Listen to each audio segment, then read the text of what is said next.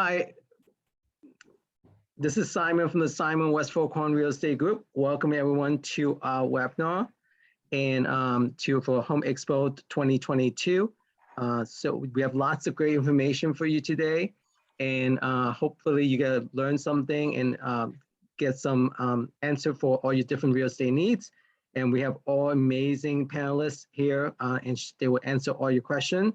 And I just want to say thank you to all sponsors, especially Guarantee Rate, John Lemkins, and also Acres Title, Pete Usilano, and they will be presenting today as well. And so we have a great session. So we're gonna start off with Shannon Aronson with me, and we're gonna talk about state of the market a little bit today. And I'm going to share our screen right now for 1 second.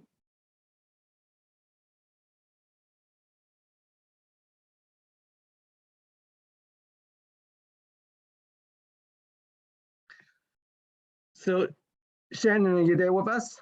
I'm here. Can you hear me? Yep, great, excellent. So I'm going to just share a screen quickly just to show people what's going on in the marketplaces. In 2020, right now, those are all average prices up there. Between 2020, we have an amazing year, a great year in real estate, and then even it continued onto 2021.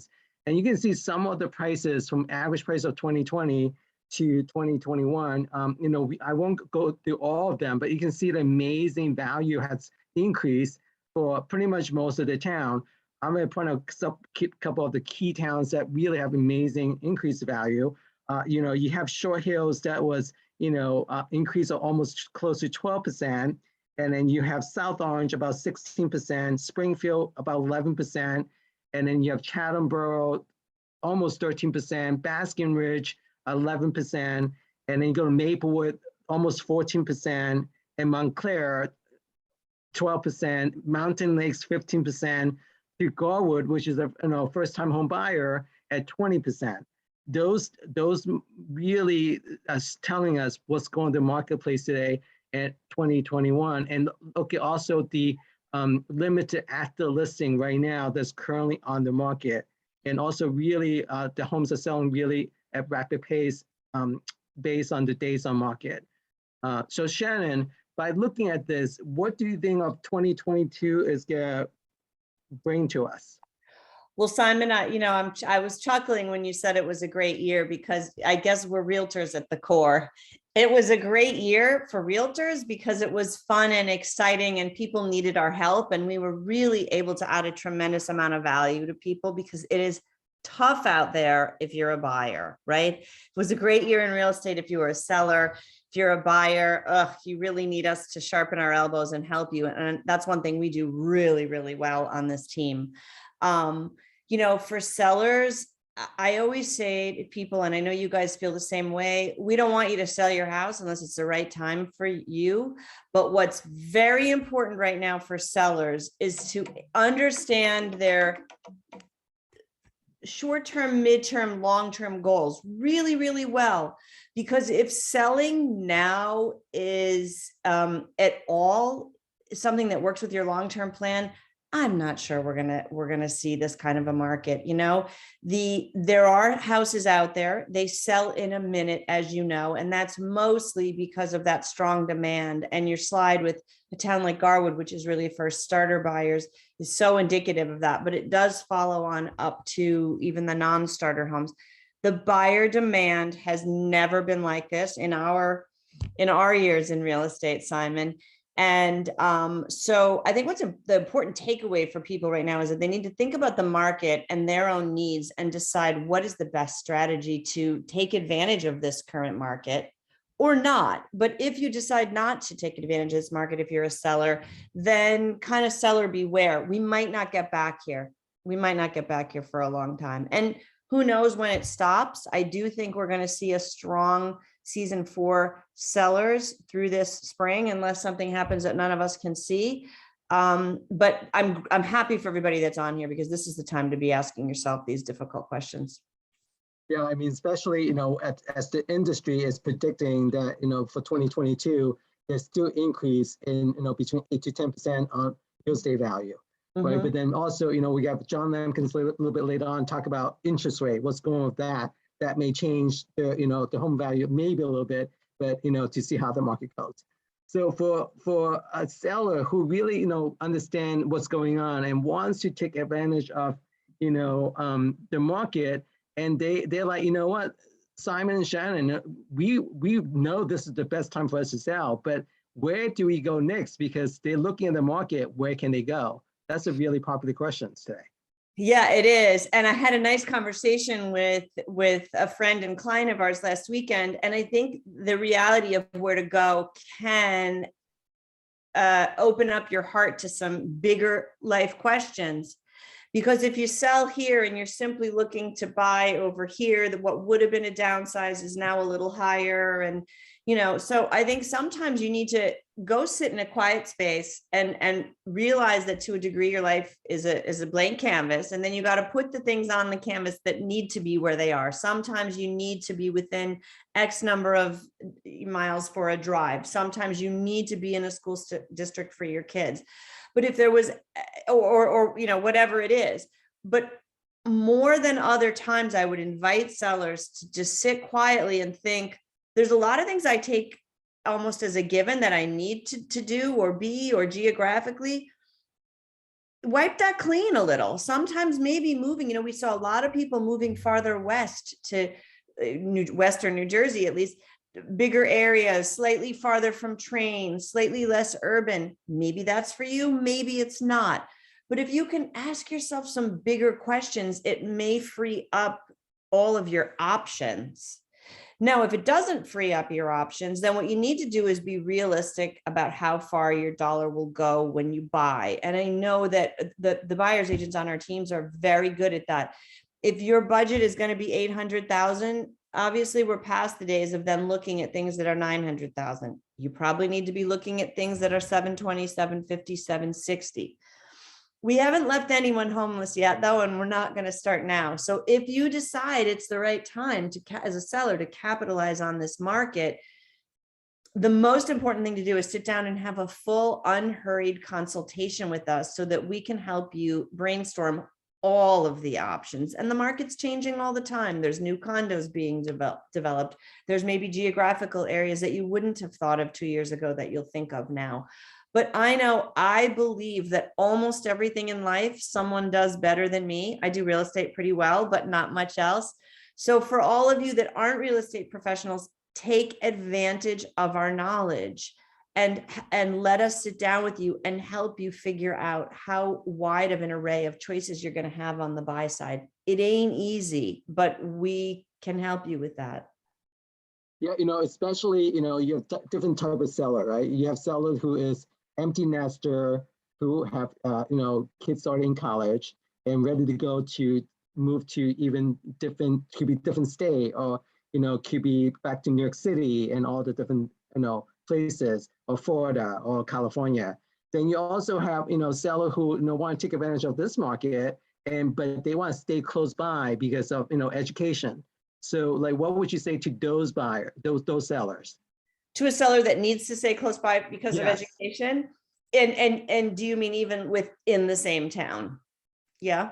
So I'd say something that I've been saying for a long time, which is that, more and less people want to do any work.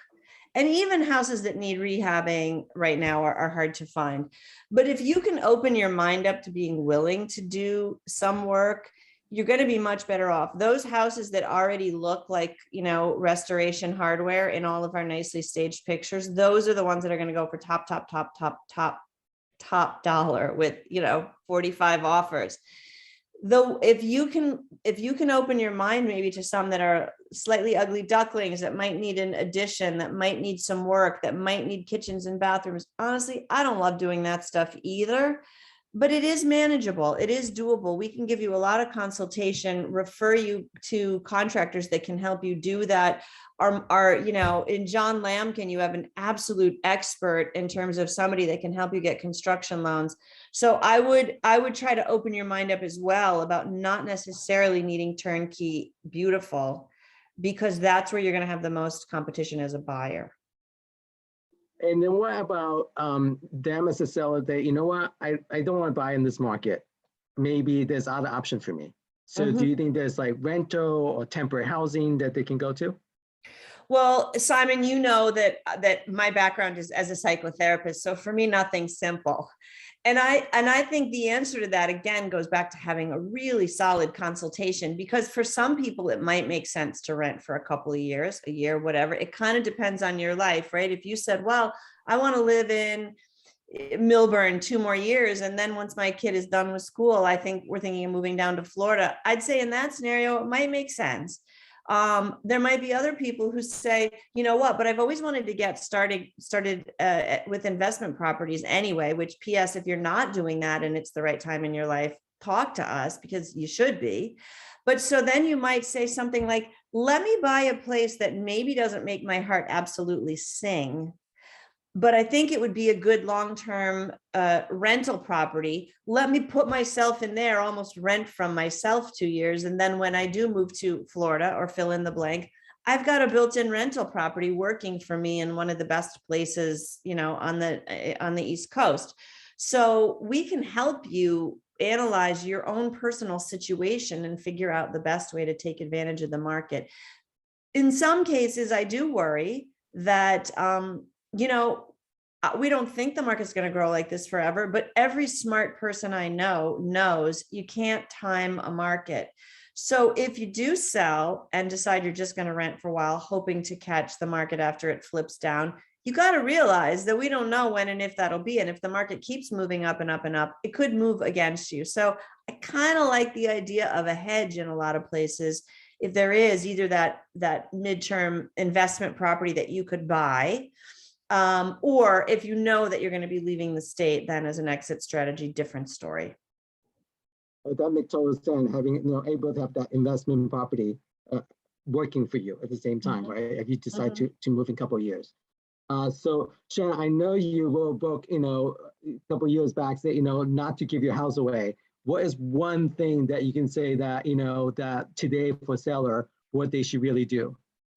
You know, in that book, I talk about the WENS method of pricing, WENS. It's not about what you want.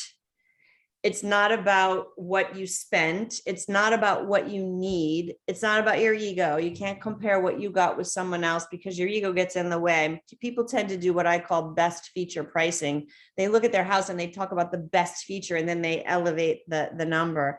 Your house has good features and your house probably has some not so good features.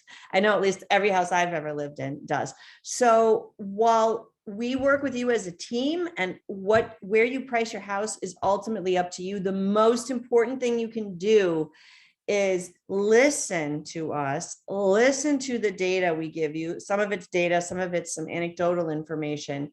Try to take your ego out of it, or take out what you want or what you need in your mind to buy that next place, and be as objective as possible when you're pricing it, because the best way to take advantage of this insane seller's market right now is with razor sharp pricing. So the only people I'm seeing losing right now are people that are being a little too greedy. Would you agree with that? Yeah. Absolutely. I mean, I sell it every day. So I definitely, you know, 100% agree with you. So Shannon, thank you so much for your time this morning, and hopefully I'll see you a little bit later, and then we'll catch up. And always a pleasure to talk real estate, as you know. Absolutely. Thank you for being on the team. So now we go on to the interesting topic, like mortgages with John Lemkins, that, you know, everyone's talking about what's going on with the mortgage, interest rate, and all that. And John Lemkin is from Guarantee Rate, and he is going to touch on that for us. Hi, John. How are you doing?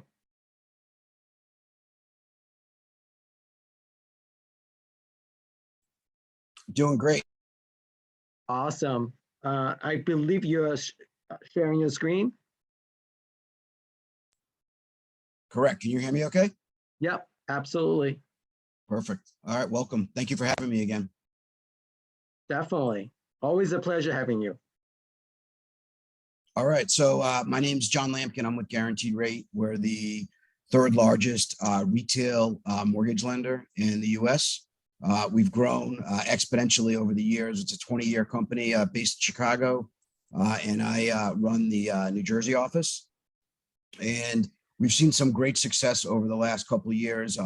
Rates definitely helped that. The pandemic took a lot of people out of New York City, and the last 2 years have been phenomenal from both the purchase and refinance standpoint. My background is 20 years in the mortgage space. I've been with Guaranteed Rate now, just finished my 9th year. I've been on the top 1% for the last, since 2010. And in the last 6 years for Guaranteed Rate, pretty much from Connecticut South down to Florida, I've been like the #1 originator. I've got a phenomenal team that helps me.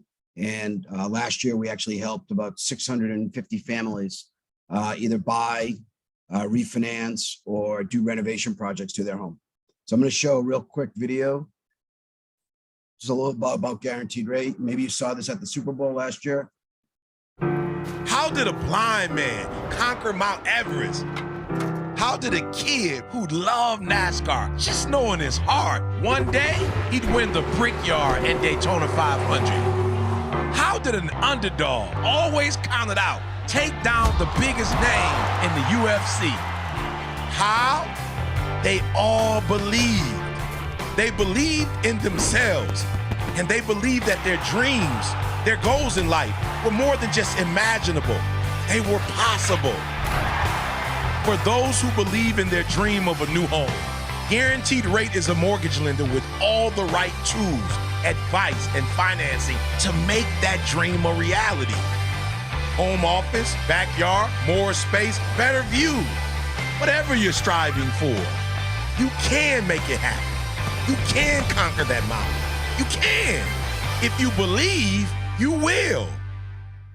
Yeah, so I wanted to show, that video because it's really important. We're not like a typical lender. And what I mean by that is, how did a blind man conquer that? So I'm going to get into this interest rate chart in a second, but we honestly have over 50 different financial institutions that we're able to work with. So as a direct lender, we process, underwrite, close the loans in our name. But in a market where we're sitting in a rising rate environment, it's important to be on a multi-lender platform. Some of the banks do a great job, but in the reality, they have like one set of guidelines. And consumers out there, people get paid in various different ways, and people really need to have options when they're getting a mortgage. And that's what Guaranteed Rate has the ability to do. We have probably about 1,500 different products that we can offer our clients, and we try to educate and advise them on, what's the best program for their, short-term and long-term needs. So to give everybody just a quick update, because it is the, $1 million question, where are rates going? Unfortunately, rates are going up. I don't think they're going to go to 7-8%. But right now, last 2 years, we were sitting sub 3% range. Currently, the 30-year fixed after yesterday's phenomenal job report bumped up a little. And, now we're sitting about 3.5 to 3.625 on a conforming loan. So for every $100,000 you're looking to spend, the monthly payment only changes by about $30 a month. So if you're buying a $500,000 house, you're financing, say, $400,000, you're looking at your payment went up $120 a month. Not the end of the world. It's still a tax deduction. You'll be able to deduct more interest. The nice thing, especially for first-time home buyers, is they've increased the conforming loan limits to $970,000.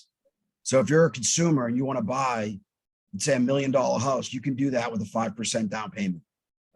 So there's a lot of great programs out there. The jumbo market's actually a little bit lower in rate with Guaranteed Rate, because the way our platform is set up is because we have, multiple, banks that we can work with. We do utilize a number of community banks around the country, and they don't sell their mortgages directly as a retail operation. They use, organizations like ours to help, build their loan portfolio. So in a rising rate environment, these banks are huge because they do have, an appetite occasionally for certain loans. And it's been a great, option for me to use over the last, 20 years as being always in a multi-platform environment. Any questions yet, Simon?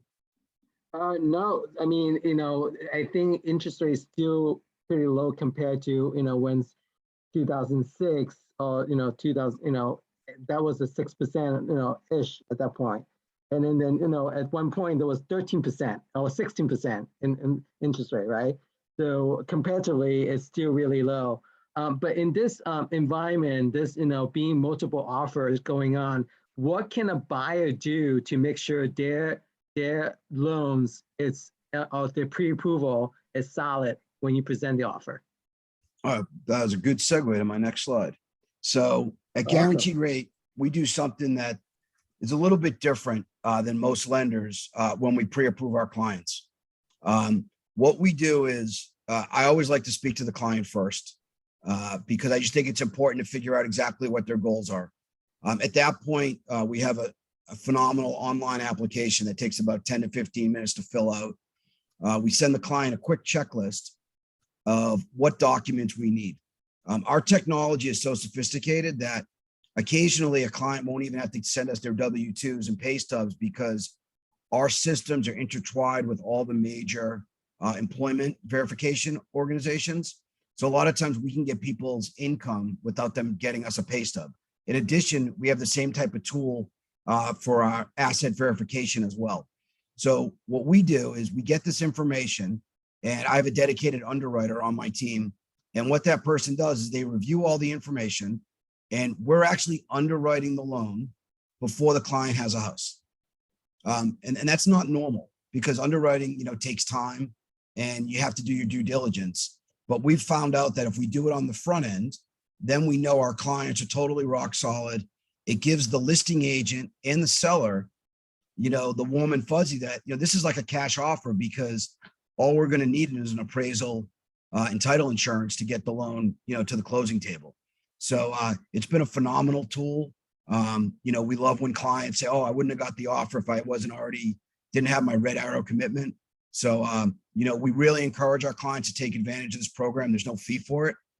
And it's really helped our clients not only, win in multiple bid situations, but even sometimes they win if they don't even have the highest bid because their offer is so much stronger because they've been through underwriting. We also have like a digital closing. This happened during COVID, 2 years ago. And so when our clients go to the closing table, they don't have to take a day off from work for like a 3-hour closing. They literally can sign the documents, in their kitchen on a computer, and then they go see their attorney, and they could be in and out of the attorney's office in 10 or 15 minutes.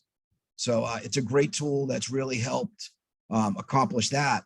And one other thing that this red arrow commitment does is not only do they have the commitment at pre-approval, but now we can close the loan so much quicker because we've done all the heavy lifting. So, we average, and these are my real numbers from last year. For a purchase transaction, we can close them on average in 14 days. Now, granted, there are certain situations where there's a 35, a 45, a 60, 90-day close, but our loan is cleared to close, on average in 14 days. And refis is a little bit slower, maybe like 20, just because we take priority with our purchase transactions. And, just having this commitment to rent is great because it's almost as good as waiving your mortgage contingency. Now let's talk about, with the multiple offer situation going on right now, that you want to give them the best terms. One of the terms a lot of people is appraisal. How are you seeing appraisal right now? Homes, because right now it's selling all-time high. Is homes appraising at the value, or what are you seeing out there on the marketplace?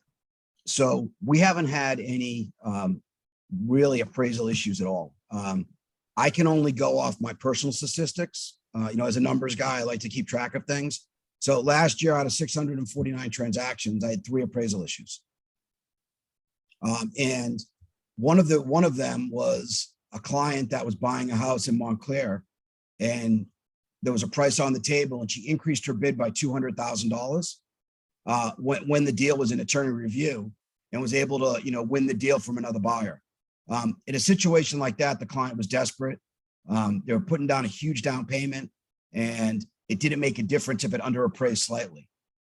So usually the appraisals get done within 5 to 7 days. One big difference with guaranteed rate versus some of like the traditional financial institutions is, as a lender, you have two ways to manage your appraisal process. You can either use a third-party management company, or you can manage the process internally. When you use a third-party management company, you're now at the risk of getting an appraiser that's not familiar with the area to do an appraisal. So perfect example, someone's buying a home in Millburn. The house was on the market for $750. It went for $950. An appraiser goes out there from the Jersey Shore, doesn't really know Millburn, New Jersey that well, and they underappraise the house. We do not do that. Okay. We only use local appraisers. So we have a rotation. It's county specific. So like Essex, Morris, and Union County, on my personal rotation, I have 6 appraisal companies.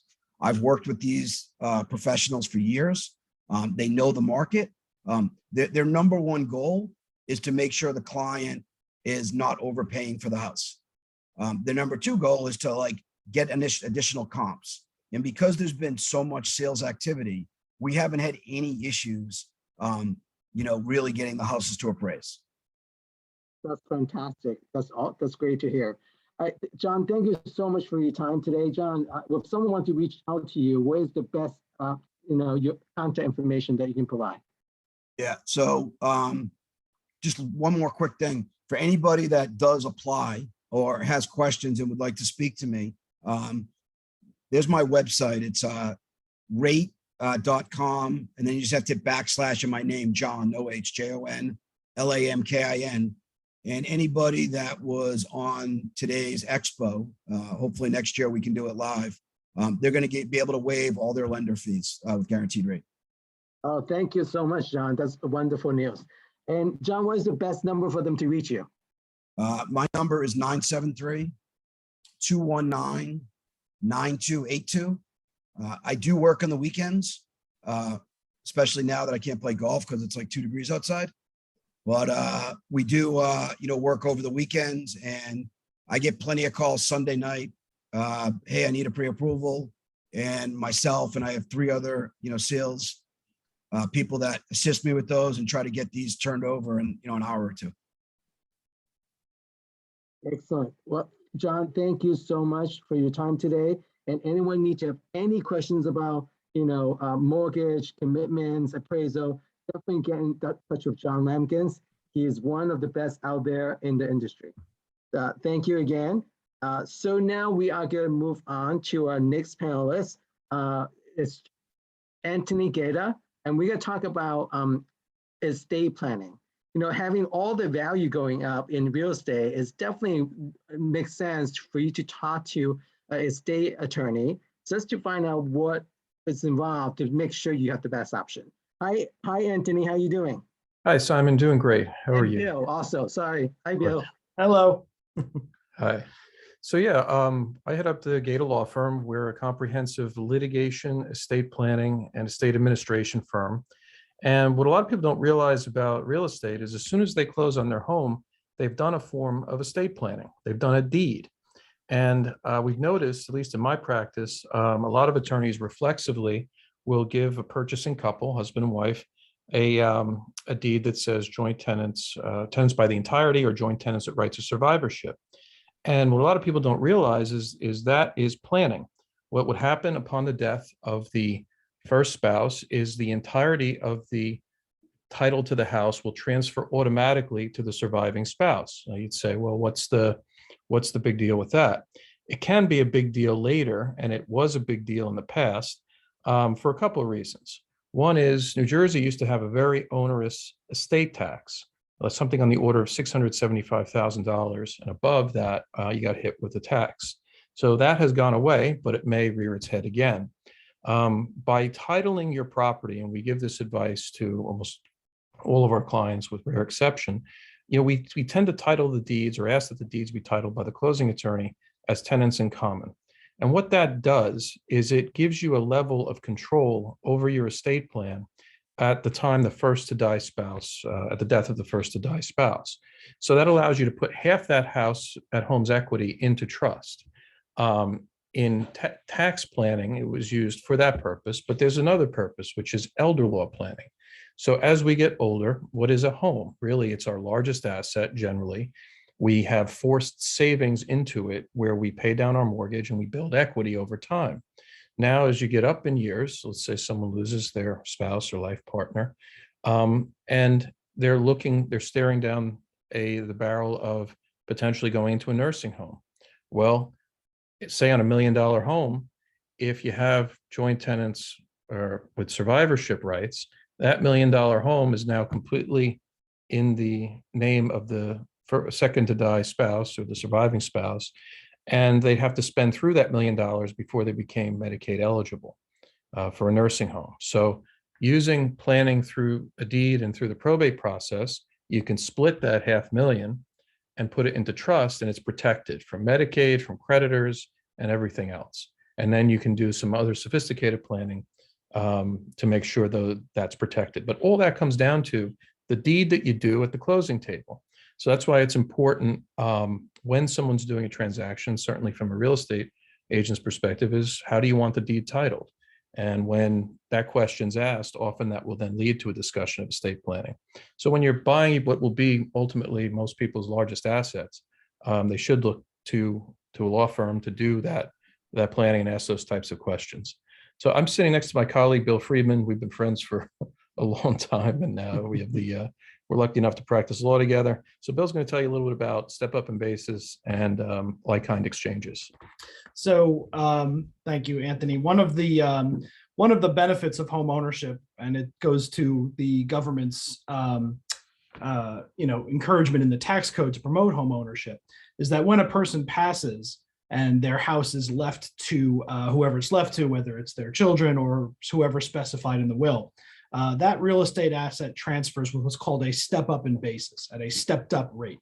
So in other words, even if the house was purchased in 1970 for $50,000 and now it's worth $800,000, the basis of the house when the person dies is the value of the house at the date they died. So instead of having to pay a capital gains tax on that basis of $50,000 to $800,000, the heirs, if they sell the home, will only pay a basis of whatever the value of the house was at the date of death to the value of the house when it's sold. So in other words, capital gains are basically erased by the tax code when you're dealing with real estate that's left via will or intestacy. So that's a tremendous benefit. Most people aren't aware of it. I know people will sometimes say, well, shouldn't I deed my house to my children before I die? That way they get the house. And we always say, no, because you lose the step up. You'll be deeding the house to your children. You'll incur a massive capital gains tax that will have to be paid at some point. Best thing to do is to leave it in your name, devise it in your will to whomever's going to take it, and let them take advantage of the tax benefit.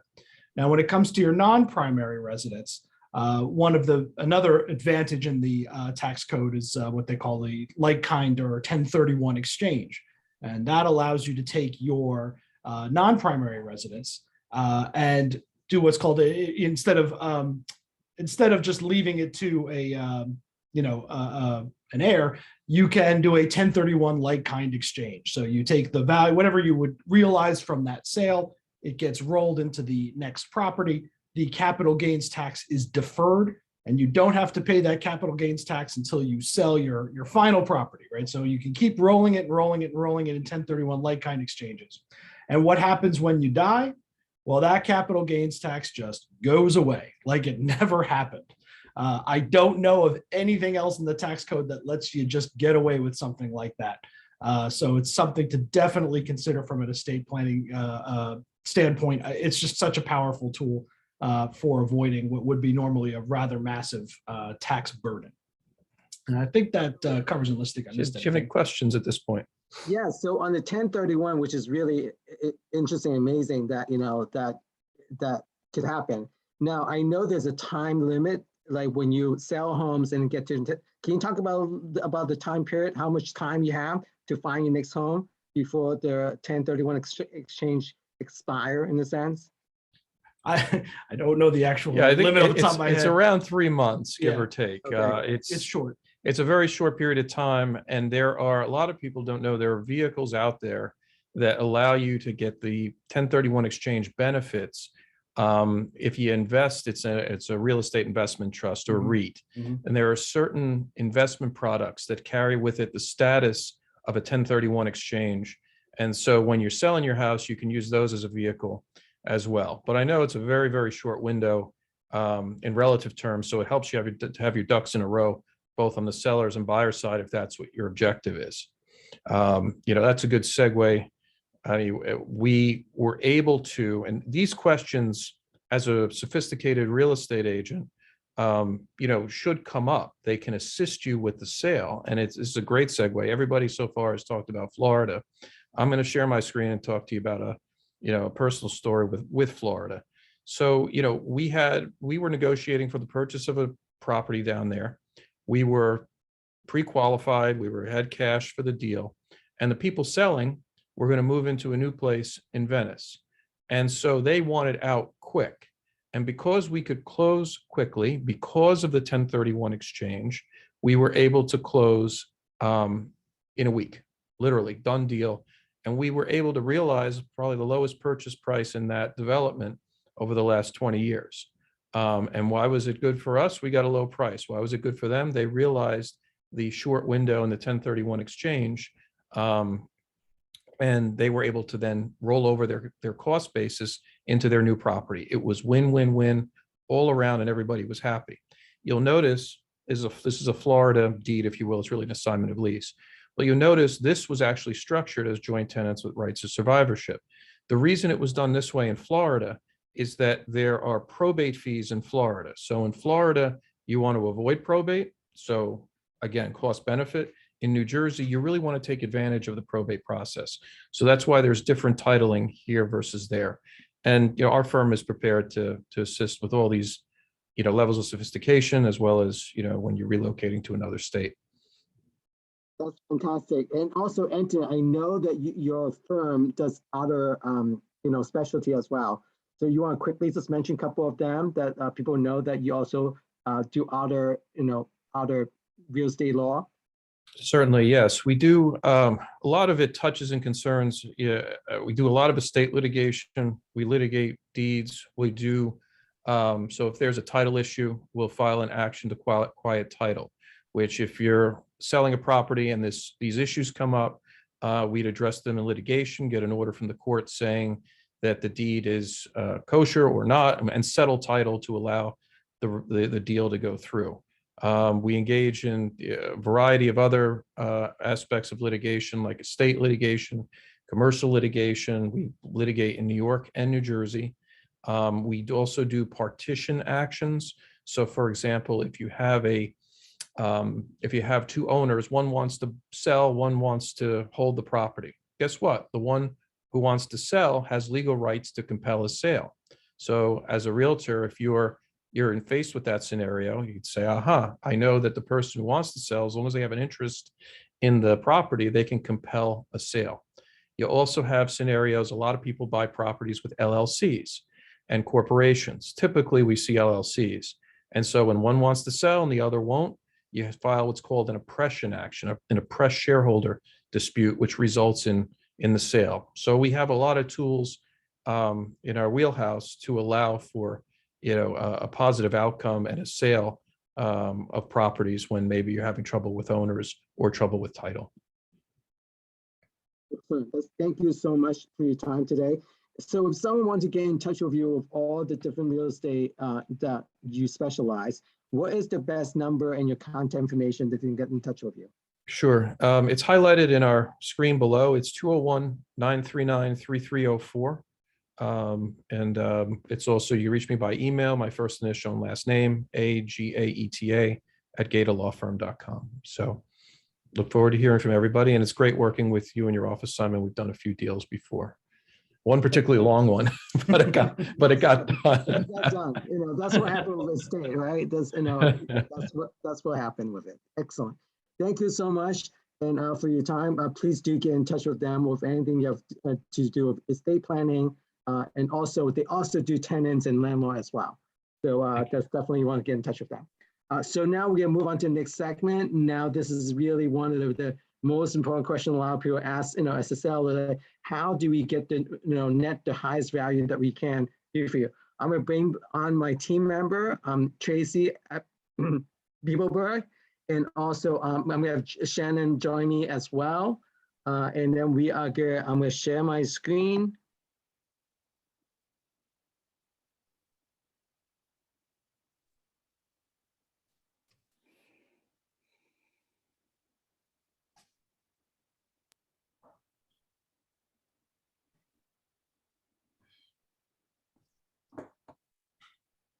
Sorry, 1 second. I need to do one thing.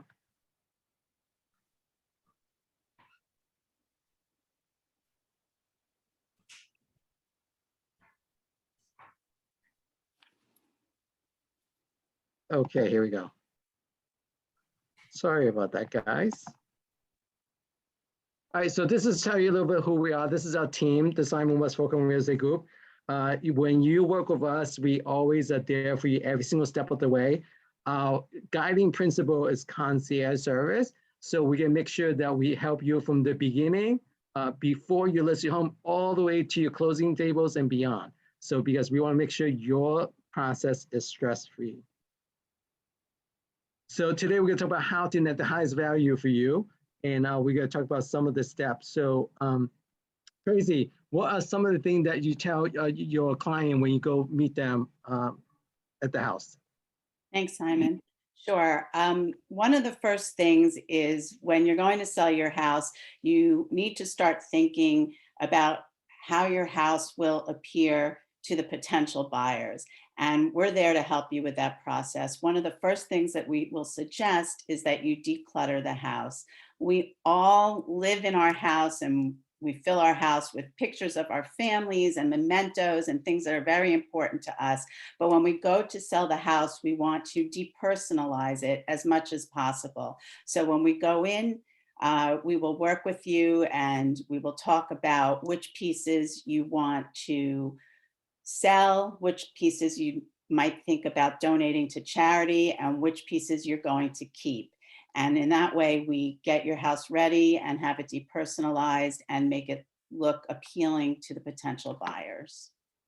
Yeah, today buyers, they definitely want to, see how they can live in their homes and not how you live, how you live in the house. So less is more.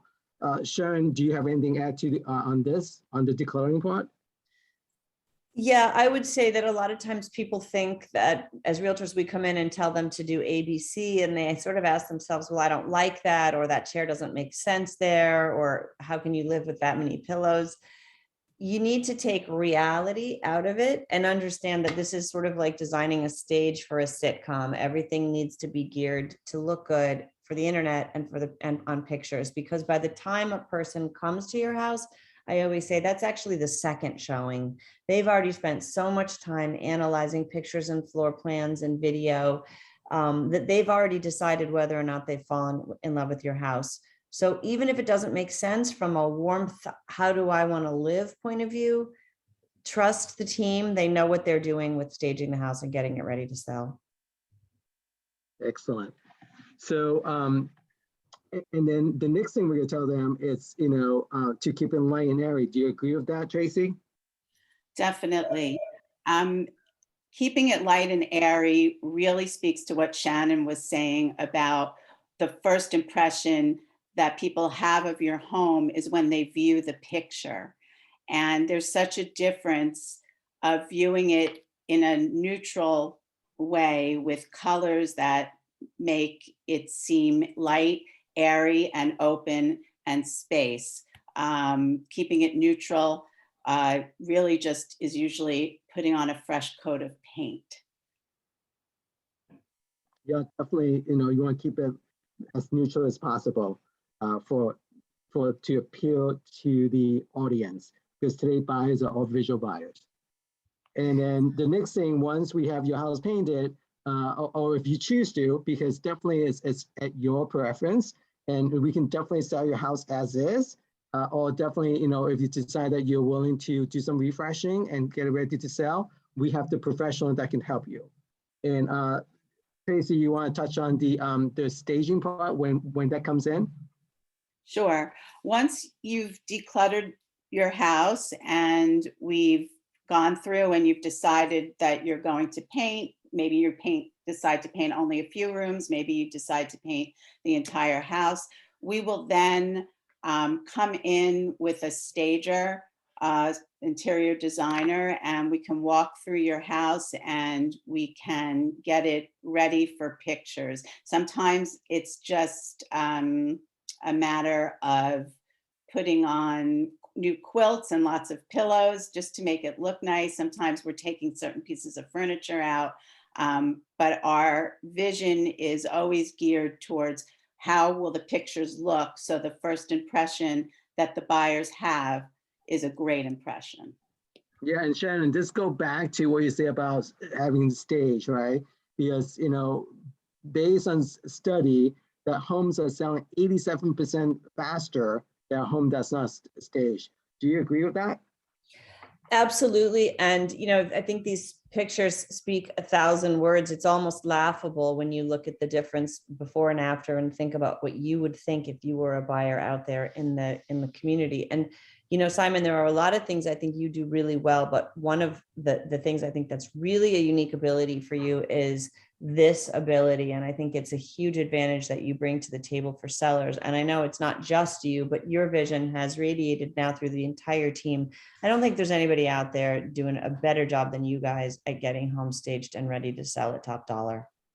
Thank you so much. That helps with that. Before, during 15 years of real estate, I was in fashion and interior design. So I can definitely see past what a house could look like. And also, we work 24/7 with 365 days a year to work with buyers, so we know how to help you sell a house and get you maximum and highest net value as possible. So we going to show you some example of how you can do that. And Tracy, you want to kind of go through this particular home? Sure. So this is a home where, as you can see, just really putting on a fresh coat of paint in a neutral color has completely changed the look of the home. If you see the before picture and the after picture, you almost wouldn't recognize it as the same place.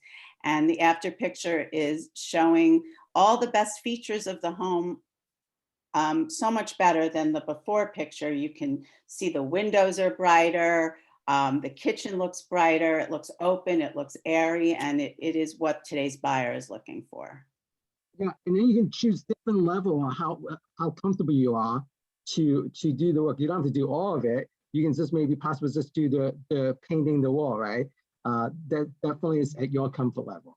And in this next one is to show you, this is definitely more like the stay home sale. And then, we quickly went in there to refresh the kitchen and bring in the stainless steel appliances. Again, today buyers are visual buyer. You have one chance to impress them. Then, Tracy, you want to touch on this, dining room? We really didn't do too much in this dining room. No, there really wasn't much done here before. I mean, the before picture was, those walls were very popular back in the late 90s up to like 2005. All we really did here was have the walls painted and change out the chandelier to a more current look. These were not things that we did that cost a tremendous amount of money. Just putting a fresh coat of paint on and a nice chandelier changed the entire look of the place. We brought in some staging items as well. Yeah, and we have the professional that can help you. The goal is to, like really keep your expand minimum as possible, but get you the highest net value as well. Correct. You're not going through this by yourself. We will always provide the professionals to help you get this done. Absolutely. And then this is to show you, from another great room that they have carpeted, and then we, now you see the wood floor. And the room is painted, again, fresh coat of paint, and just with staging item really makes a difference about how to show a house. And then there's a whole process, right? When you go through homes, and then this is the process. And that's where we come in to making sure we're there right from the beginning with you, and also recommend you like if there's services that can help you to declutter the house, and then service can help you to just get the house ready to go. And then we can provide you professional contractor to help you to get the house refreshed, paint, or put in a light fixture. And then we can get you either the stager or use our service to get you a staged home. So that's really what we're about. We really truly believe a white glove service and give you concierge service. That's from the beginning to all the way to the closing tables and beyond. Correct. And I think it's important to mention though, we want to do what's right for you. And if what's right for you is selling the home as is, we can work with that also. What we're going through now is really just showing you how to get top dollar, as Shannon said before. Yeah, and then this is a home, Shannon, that you actually know this home really well. And beforehand, that we couldn't get the traffic in, and then we say, let's take the house off the market during the pandemic, and then we quickly refresh it. Can you see the big difference, Shannon? Yeah, that was a great success story.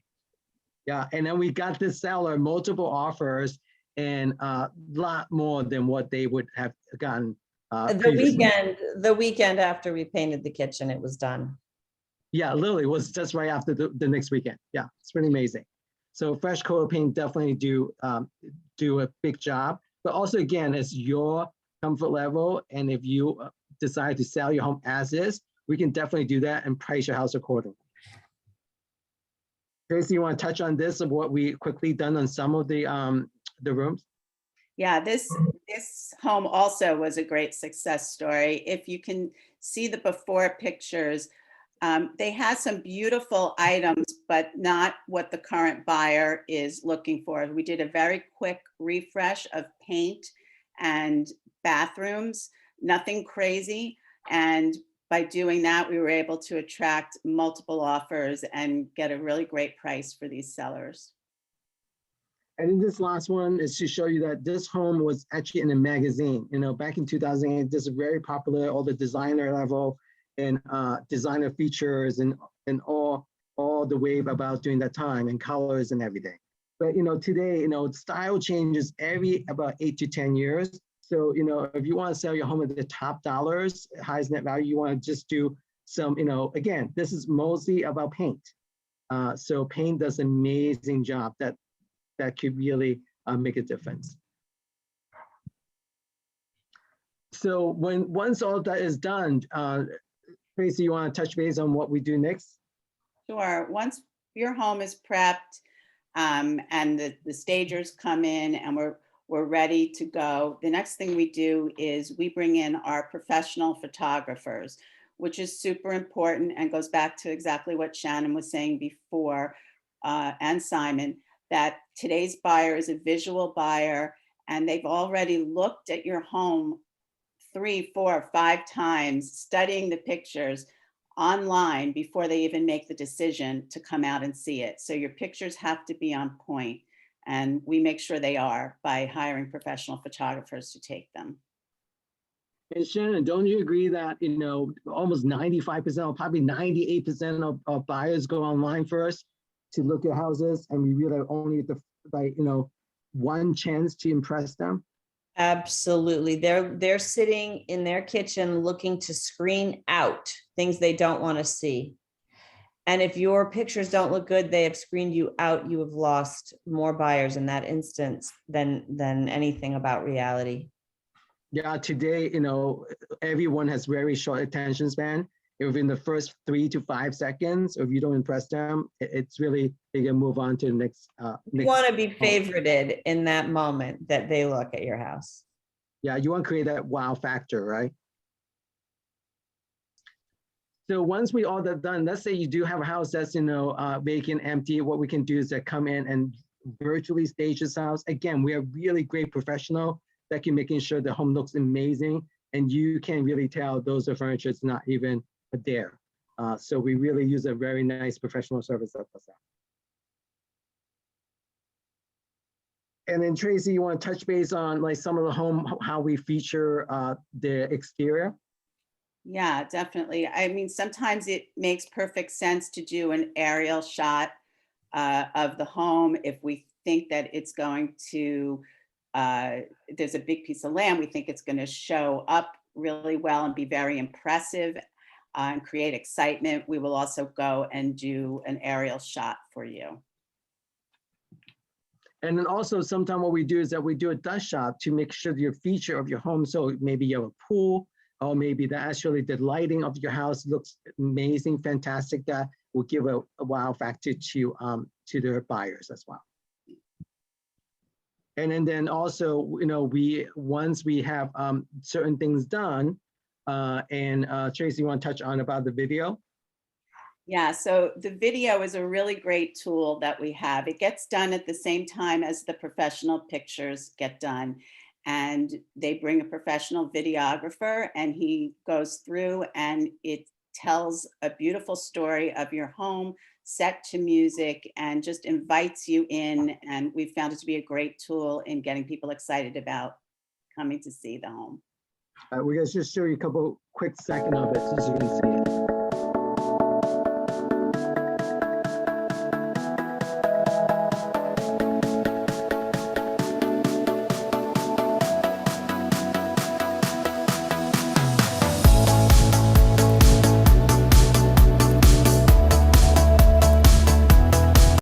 So that gives you an idea. Also, what we do is that during the pandemic right now, that is really popular, we do a 3D virtual tour. So we actually come in and scan the whole house with a camera and walk through the whole house. So actually buyer can online see your house, every single pretty much, you know, the layout of the house before they come in. So those buyers that come into your house right now, those are all serious buyer, ready and willing to go and give you the best offer as possible.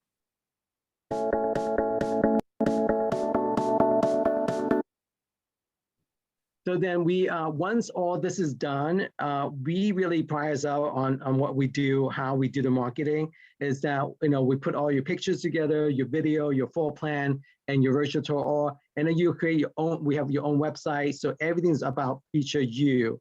And Shannon, we do a really great job on this. Do you think so? Absolutely. And you know what really strikes me about the whole thing is that I often find people want to call the realtor too late in the process. Everything that you guys have thought through here that we do for everybody really needs to start from the very beginning, because we can see it from beginning to end. And this shot really shows a stunning end version that took some time to get to. Absolutely. And then, you know, one of the most important thing, you know, even today's market that we all say, you know, house is moving really quickly and there's a limited active listing that's out there. But we also want to make sure we set the reality and be realistic on the number, which Shannon, you touched on that a little bit earlier about how seller could be today. So I really truly believe that you want to make sure that you price your house correctly, and then you don't want the market, you don't want to chase the market, you want the market to chase after you. And then we can come in and provide you that with, you know, recent sale, what's going on with similar homes, and what make the most sense to get the best and highest value as possible. Shannon, what do you think about that? I think it's so true. You can chase the market or the market can chase you. When the market chases you, that's when you're getting multiple offers going way over asking. And you hear of stories like the one John Lampkin told earlier, where somebody was paying a ridiculous amount because they were desperate. When you sit on the market at the moment, even 1 minute too long, you've told the market that you're the only house sitting, and they're automatically going to start discounting the price from there out. So you have one chance to make the right first impression. Absolutely. So, you know, if you are looking to get the highest net value, please get in touch with us. And thank you so much for Shannon and Tracy, your time. Do you guys have anything else to add? I would just say, if any of you have any questions, just like Simon said, please get in touch with us. We're happy to chat, to talk to you about getting your house on the market, and to even, as Shannon said, talk to you about, you know, what your plan looks like and if it makes sense for you right now to do that. Yeah, we like to help you guys early. Just don't feel that you shouldn't call us till we're ready. We're here to really be a friend and confidant and support and professional guide for you through the whole process. Yeah, because we want to actually help you guide you through that timing, and also like, you know, we'll create the timepieces for you as well, to making sure that it's your process is stress-free as possible. So if you'd like to reach out to us, you know, my number is 973-489-8885, 973-489-8885. And my email is simon@swkrealestate.com, simon@swkrealestate.com. And Tracy, you want to give out your info as well? Sure. I can be reached at 908-510-9593. That's 908-510-9593. That's my cell phone. I get back to you within the same day. Or you can reach out to me via email, tracy@swkrealestate.com. Excellent. Well, thank you for both your time. This was amazing. You know, I hope seller out there who's listening, this was informative for them, and they can definitely get in touch with us. So with that being said, getting top dollar, right? So we are talking to a stager right now next to Sarah Walker, who is the owner of River Link Interior. And she's going to talk to us about, you know, why you need to stage out, or also what's the latest trend in interior design. Hi, Sarah. How you doing? Hi, Simon. Good. How are you doing? Good to see you. Good. Thanks for having me. Absolutely, my pleasure. So let's talk about it. You know, you help us, you know, stage some of the home that, you know, we have on the market. What do you see? You see the difference, and I know does it worth people doing it? 100%. I'll share my screen in a few minutes and just kind of go into the specifics about how beneficial staging is and why it's so important, and what, you know, buyers and sellers both can get out of it. But absolutely, I think in the past, it's always been associated with high-end real estate, but now it's so accessible that, you know, you see it across the entire marketplace. That totally makes sense. Let's see what you have to share. All right. All right.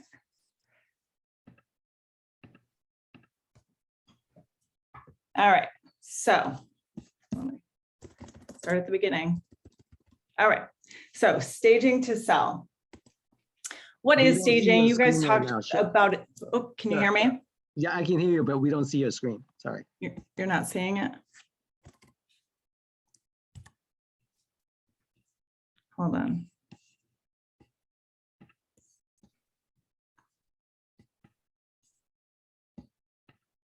How about now? Perfect. Excellent. Okay, sorry about that. No problem.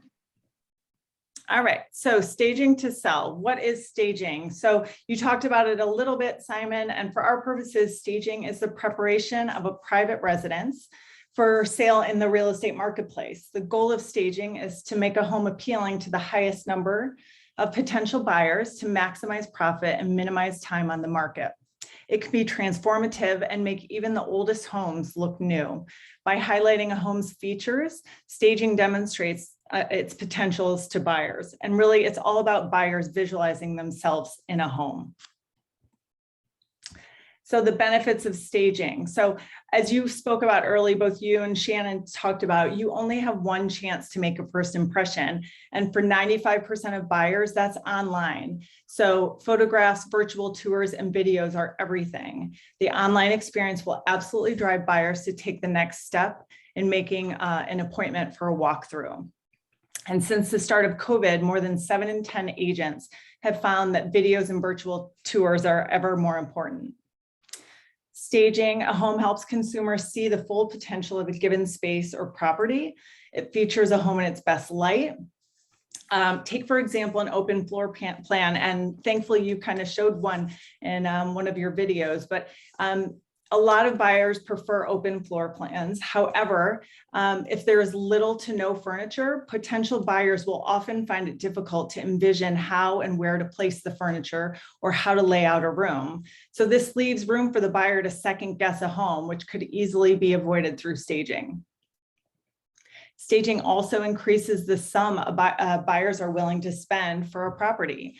So according to the report by the National Association of Realtors, 23% of buyers agents said that home staging raised the dollar value offered between 1% and 5%. I personally think this is a little below or a little low. I think it can go upwards of 15 to 20% higher, especially in this marketplace. So this could be the difference of a few thousand to tens of thousands of dollars that sellers can end up leaving on the table.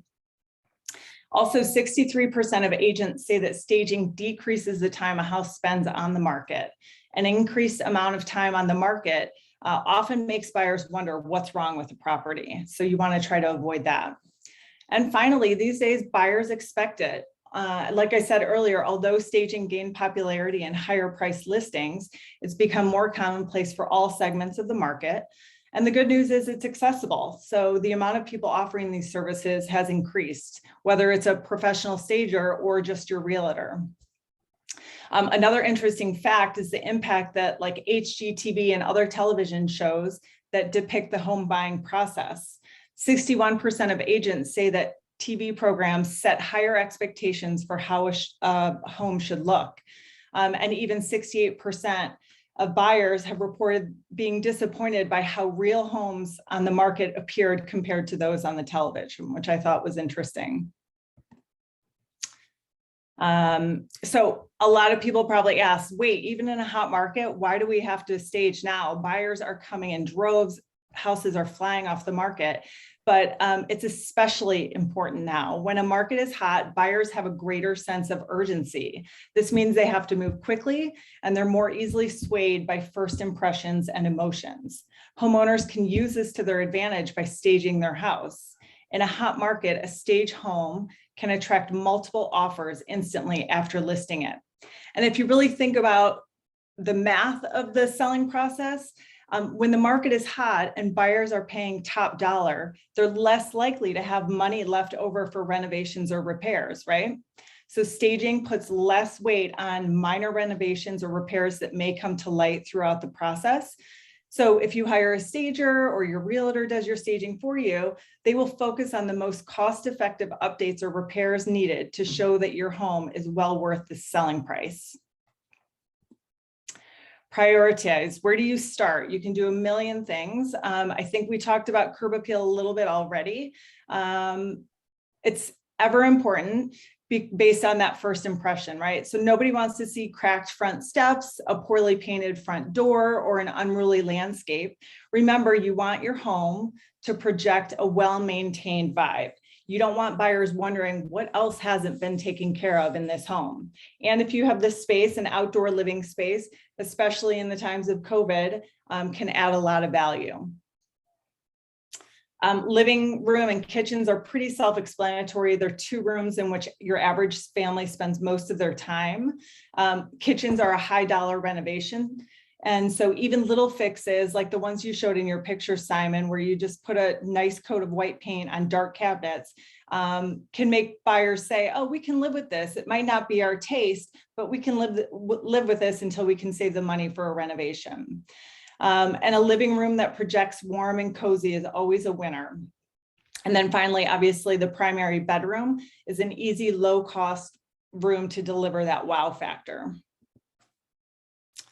So tips for some successful staging. I'm just going to go through a sampling of areas to focus on staging in no particular order. And remember, the list is quite different for each property. First and foremost, selling a house and the process of moving can be an extremely emotional endeavor. And so our homes, hold a lot of memories, but remember, staging isn't personal. And I think Stacy touched on this a little bit.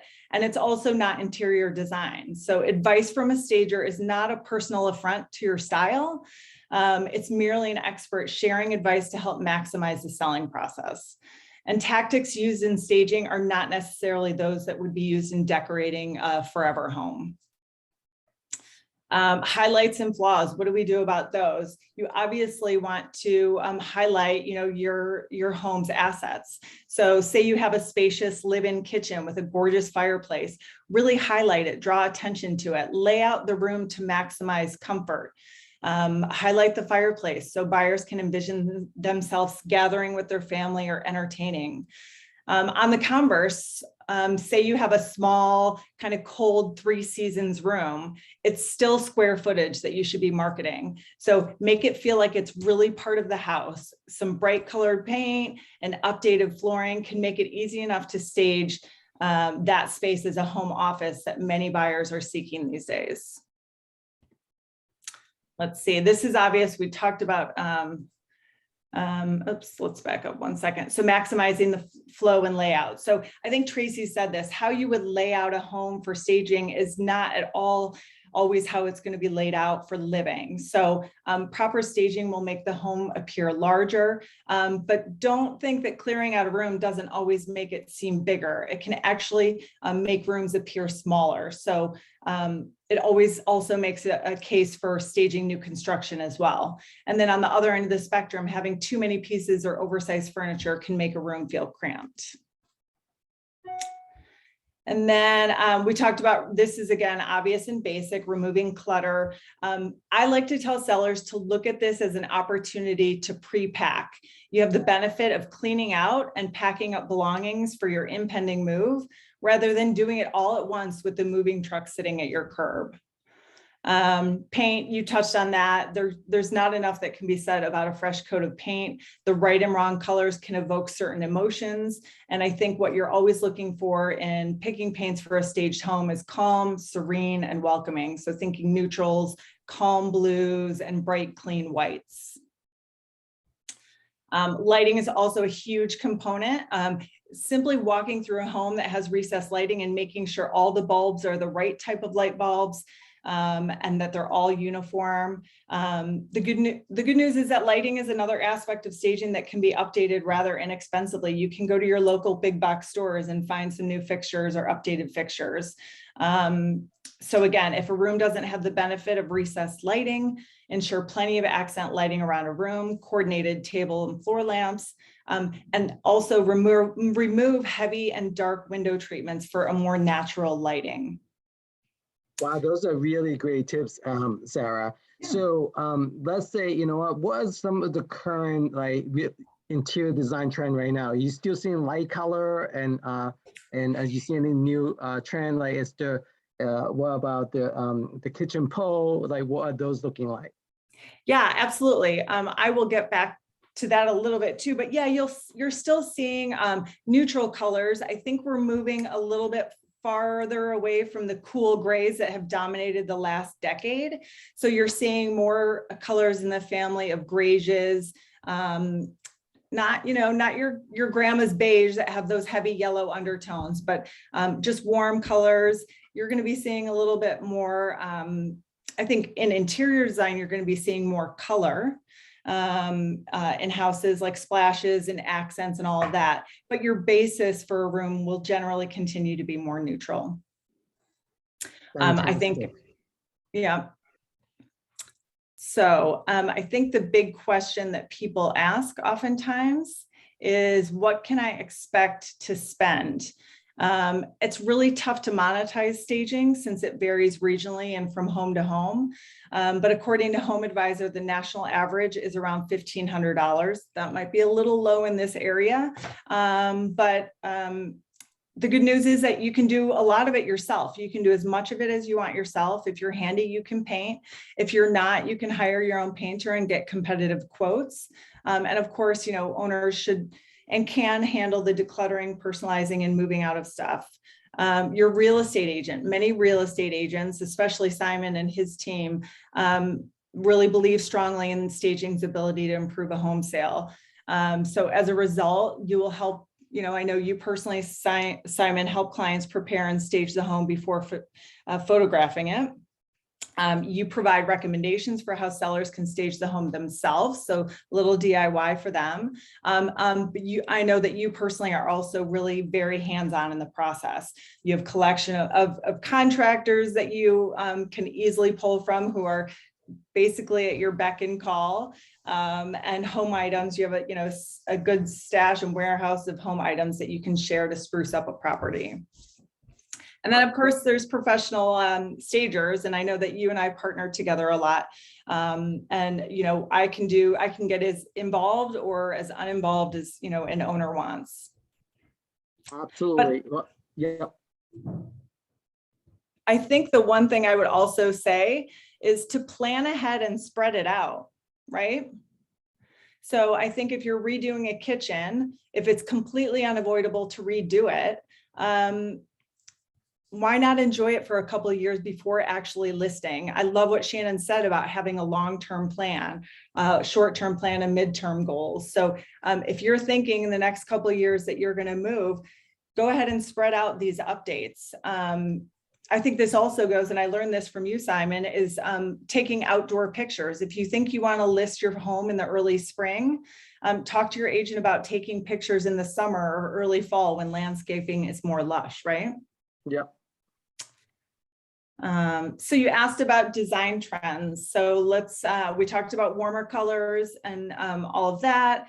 We talked about COVID has more people working from home. Not all homes are equipped or have the space for a dedicated office. So finding ways to subtly incorporate offices into other spaces will continue to evolve. For example, I think formal living and dining rooms are a little bit of a thing of the past.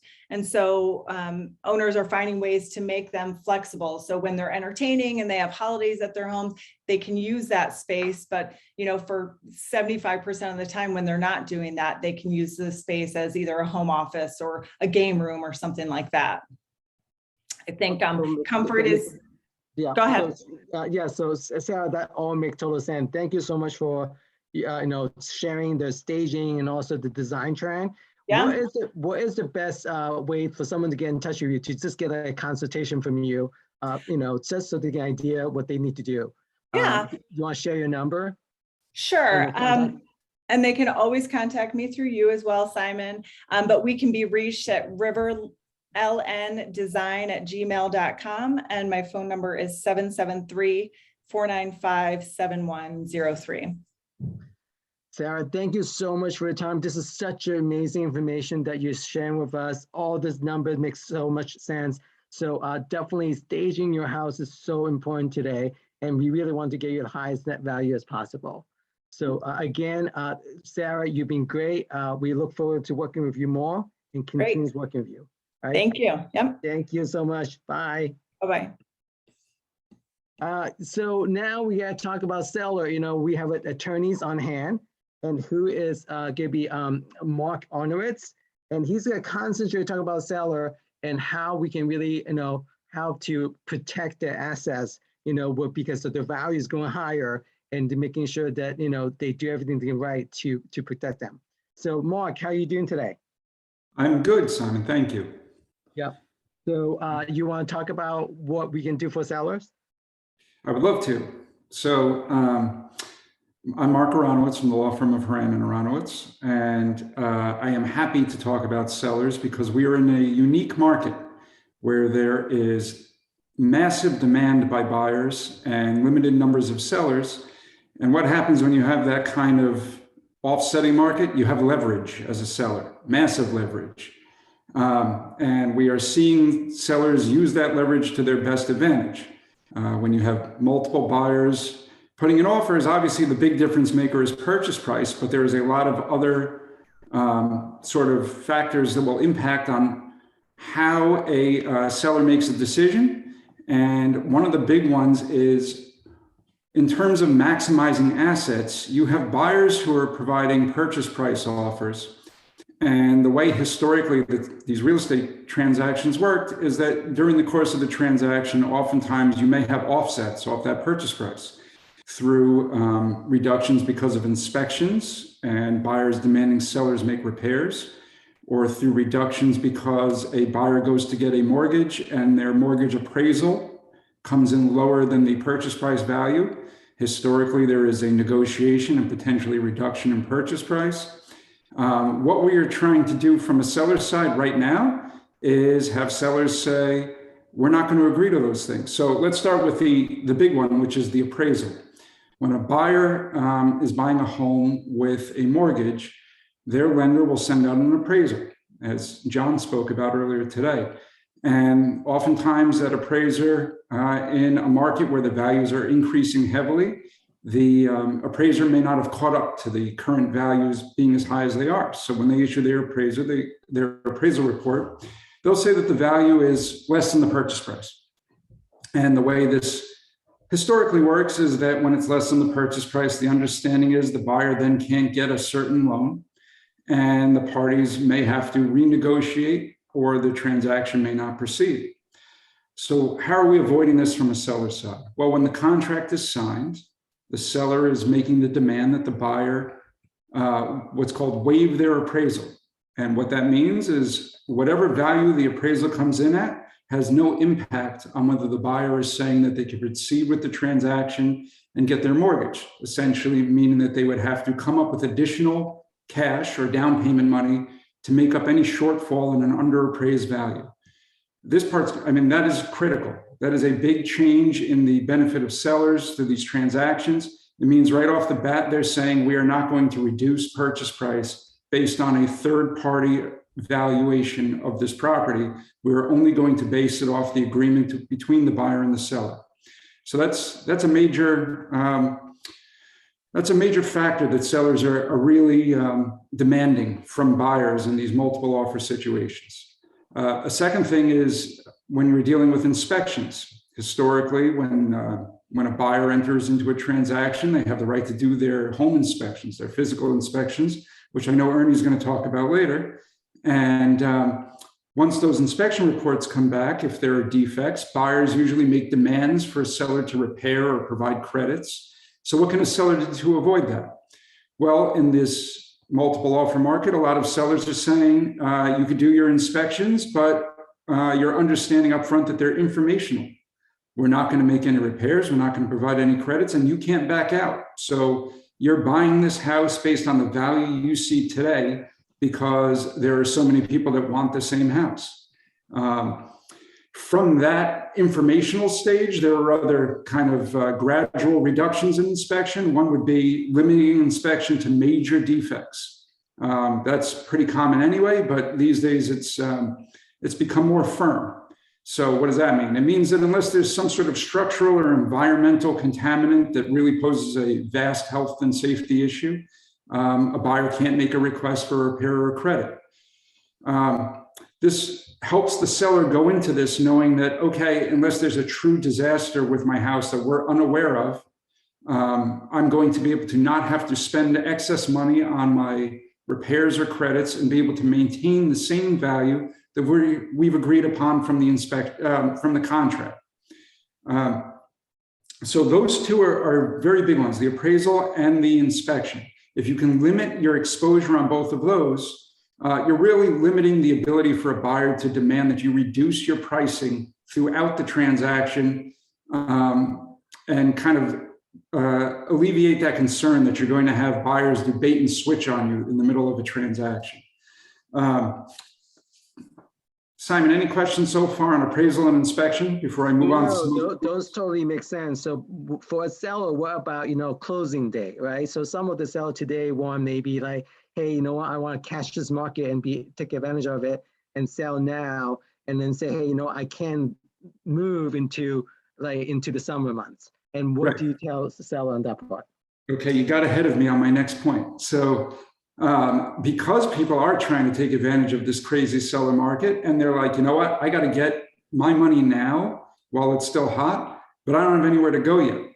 So one thing sellers are demanding, and we're seeing it a lot, and it's from an attorney's side, it's not always the most comfortable, but it's truly effective from a seller side, is we agree on a closing date with the understanding that after the closing, the seller can remain at the property for a particular period of time under what's called an occupancy agreement. And the benefit to the seller is they get to sell their house at the height of a market while also obtaining extra time at the house to find wherever they want to go.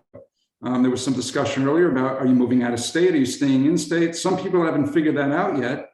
This gives them an extended period of time to make those decisions. While still getting the full value of their purchase price. So that's become very big.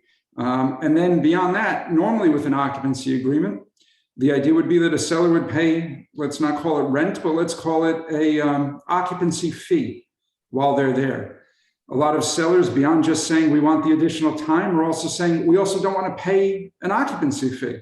So they're even limiting their exposure in that regard. They're being able to stay while also not paying their mortgage because they've now sold their house, and also not paying the same occupancy fees to a buyer that they may normally be paying.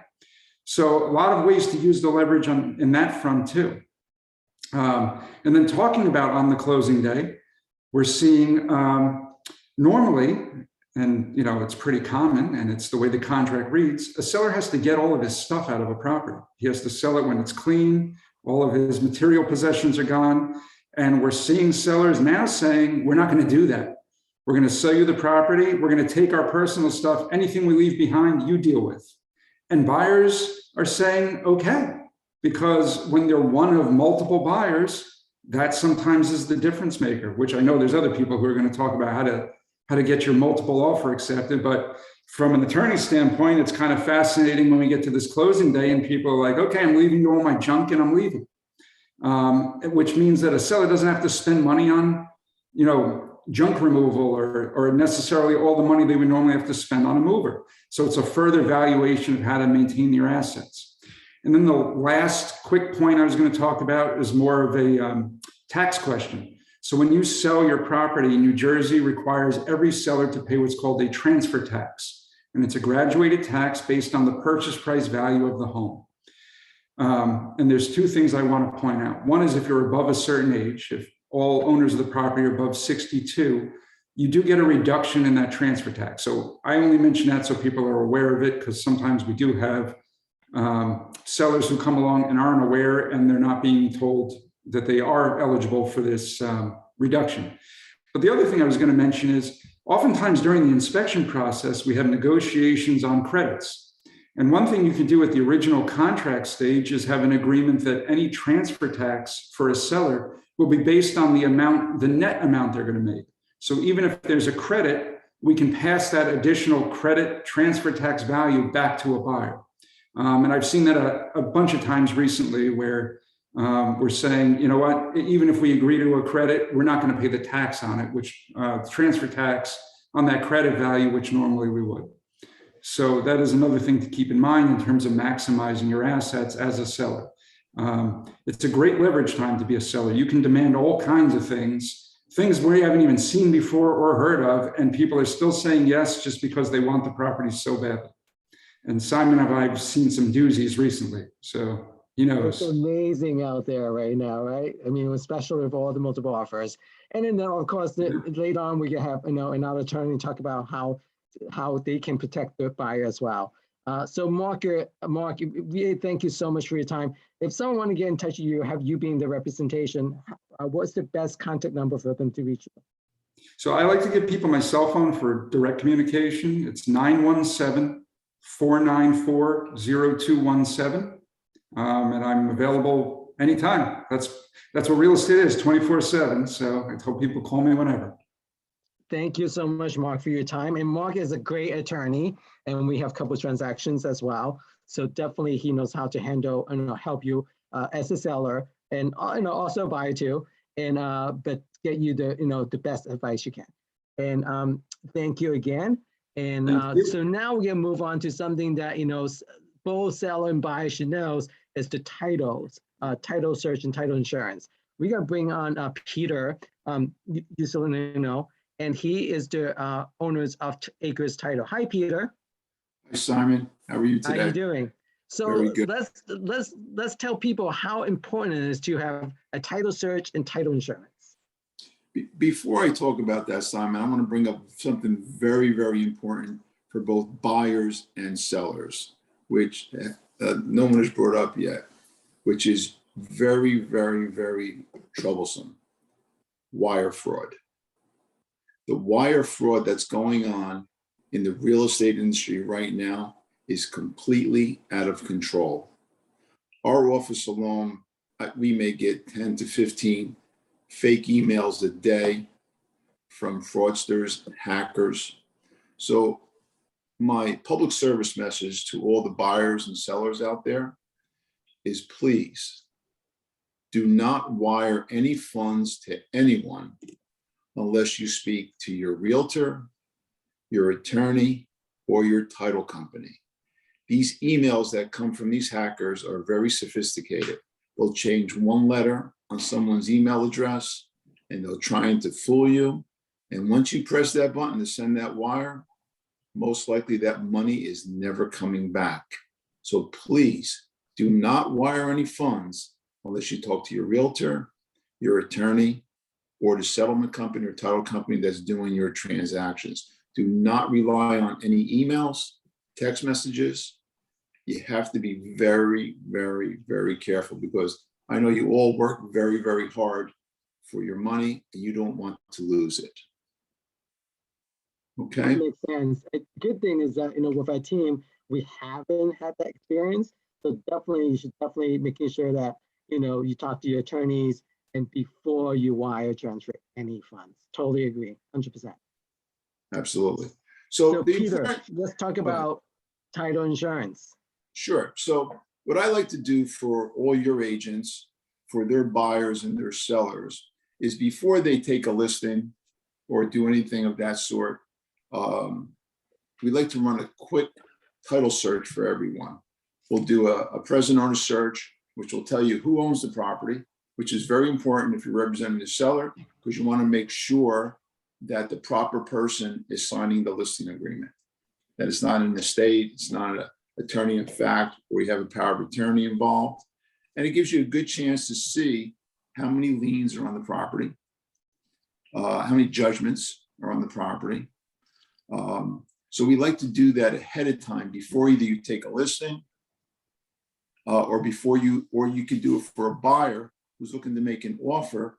And if the house is a little under the water, maybe you can get a little better offer on the price. So we try to stress to everyone to order this prior to taking a listing or prior to making an offer on the house. We're more than happy to do it for you.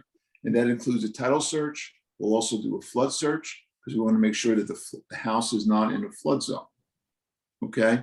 If you're in Monmouth, Ocean, Atlantic County, we'll also do a Thailand search for you to make sure the property is not claimed by the state of New Jersey. If you're buying in Hoboken, Weehawken, Edgewater, Jersey City, we also do Thailand searches there because there are a lot of stream beds that run underneath these properties where the state will have a claim. I have one right now. No one could understand that it's a nice condominium. No one in Hoboken, no one ever ran a Thailand search. We do it. The property is 50% claimed by the state of New Jersey. So now we're involved in escrows. It's going to take at least a year to fix the problem. As long as everyone's on the same page and everyone willing to escrow the money, you can get the transaction closed. But if they're not willing, you're going to have a problem on your hands with that. I totally hear you. I self-experienced it myself. Yes, and also I remember. know Mark owners also have other property that's have experience that we were not aware of. So definitely having that title search and also knowing that the state doesn't own anything, especially when you're on the water, anything with the water, so Right. definitely Salt have water. that search done. Yep. Absolutely. Yep. And there's two types of policies we offer for homeowners. One is a standard title insurance policy, and the other is an enhanced policy. The standard policy covers you against standard things that can happen on a title. If someone misses a lien, if there is some sort of an outstanding interest that's missed. But I try to recommend to people to use the enhanced policy. It costs you 20% more on the premium side, but there's so many more protections allowed under this policy. It protects you for zoning. It protects you for encroachments. It protects you if they miss any building permits. And it definitely protects you against forgery. So this is a policy that the attorney should really try to recommend to their buyers to buy this policy because it gives a lot of protection to the purchaser as well as the purchaser's attorney. Because God forbid someone misses a permit, or God forbid there's a deck in the back that's violating some setback line, you are protected for this with an enhanced policy. It's something that every time I do a seminar on enhanced policies, everyone starts ordering them. The only catch to an enhanced policy, you must order a new survey on the property, which today in this market, if you're buying a home, you should always buy a new survey. A lot of people want to give you a survey affidavit of no change. I don't recommend doing that. You should get your own survey that's certified to you. Title company insures it, insures against all the encroachments, and you will not have a problem when you go to sell your property, because it could be anything could absolutely happen. So a survey is crucial. You should get a new one. I'll just tell you a story about one we had this week, myself and my son Tony, where we had a piece of property. They made an offer on it. They wanted to put a swimming pool in the backyard, and right through the backyard was a storm drain easement that would cut right through the middle of the swimming pool. Without knowing that ahead of time, you'd be in a lot of trouble when someone wants to put a pool and they find out, well, you really can't put a pool there because of the easement there. So this is why you want to do these searches ahead of time, so you know everything you can possibly know about the property. And because we do these for Simon's team, there's no charge for anyone. Okay. Wow, that's amazing. And then also to touch on the survey, it's, do they need to do it for all of them, or is it that, because it's anything over 10 years, we were told to do a new survey. So you're saying that it doesn't matter how old they are, you should just do a new survey anyway, because of the fence and all the different encroachment. Right, because the problem is you're relying on the seller of the property to certify there have been no changes. And most people don't know even what a survey is today. So my best thing is always order a new survey. The only time you don't need a new survey is if you're buying a condominium. They give what is called a survey certificate. The title insurance companies have made a decision that we will insure every condominium with a no survey endorsement. So it's just as if you got a survey, but you don't have to pay for a survey. So that's like $250 to $350 you save, because on all condos, you do not need a survey. Now, don't get confused between condo and townhouse. Condominium means you have a percentage interest in the common elements. A townhouse could be fee simple, where you own your lot and block. In those cases, you do have to get a survey where there's no master deed filed, just a declaration of covenant restrictions. So that's the difference between condominium and something that may be in a planned unit development. Okay. That makes sense. So anything else you want to mention about title insurance that we didn't talk about today? Yeah, I just want to say, I want to touch on what Mark was talking about the realty transfer tax. Just make sure all your buyers realize if they're buying any properties that are over $1 million, they will be paying a 1% mansion tax on that property, which, if it could be a lot of money. So have to be careful with that also. Absolutely. And that's what we will probably touch on that, when we do a buyer consultation with all our clients, to making sure they're aware of it. There's a mansion tax on the buy side, and also there's a transfer tax on the sell side. On the sell side, that's absolutely absolutely. Peter, it was my pleasure having you. Again, thank you so much for sponsoring this event. How is someone that get in touch with you to find a little bit more about title and title insurance? They can call me on. My number is 973-376-4643. My extension is 100, and my email is peter@acrestitle.com. And I just wanted to say one more thing, Simon. I sat through this whole seminar with you. The guest speakers were excellent. You put on an excellent professional program. It was very, very enjoyable for me to and you always take something away from something new. So excellent job, Simon. Thank you so much. I'm also learning every day, right? We want to learn every day. Without a doubt. So, and also, being how large and successful your firm is, and you are always reachable. So I really appreciate you being available for us at all time for our clients and also my team members. So thank you again so much. Okay, so now we're gonna move on. We're gonna try to move on quickly. We gotta respect everyone's time. So I'm gonna actually change the schedule just slightly because I know Ernie is on the wing. He might have a home inspection he has to go to. So we're gonna talk about home inspection right now. Hi, Ernie, how you doing? Oh, pretty good, Simon. Nice to see you.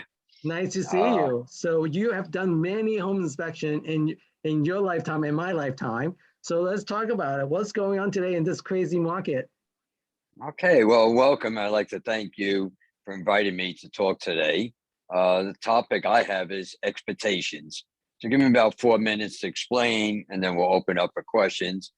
For those that don't know me, Ernie Borsalino, Vault for Home Inspections.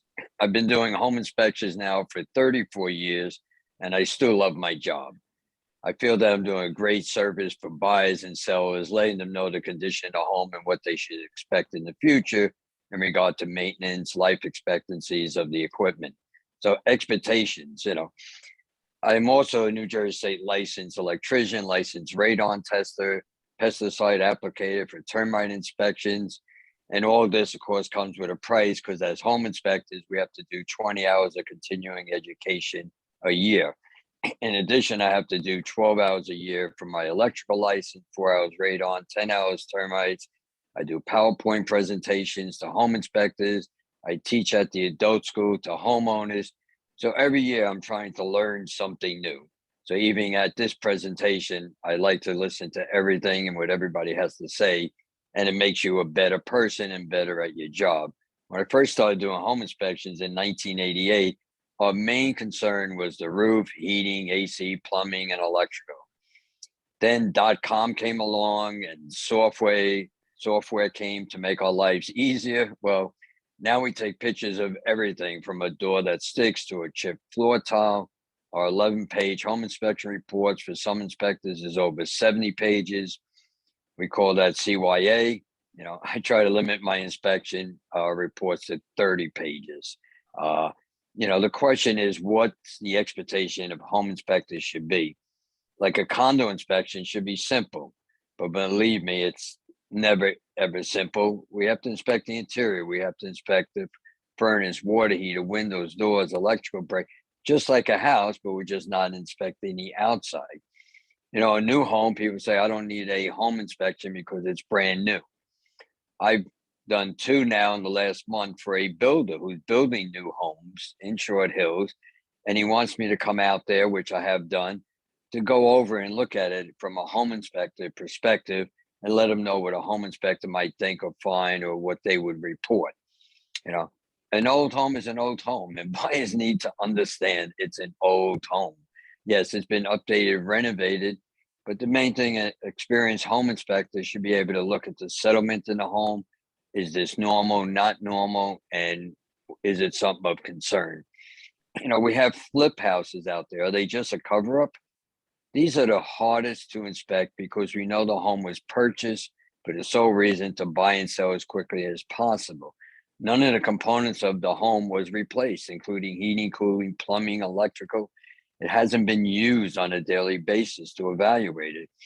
It was last month. I did one in Short Hills, ran all the bathrooms and came down to the kitchen. There was water dripping from the ceiling onto the countertop of this, $150,000 kitchen. They called the builder, he came, and so there was a drain from the shower that wasn't connected right. It's in the walls.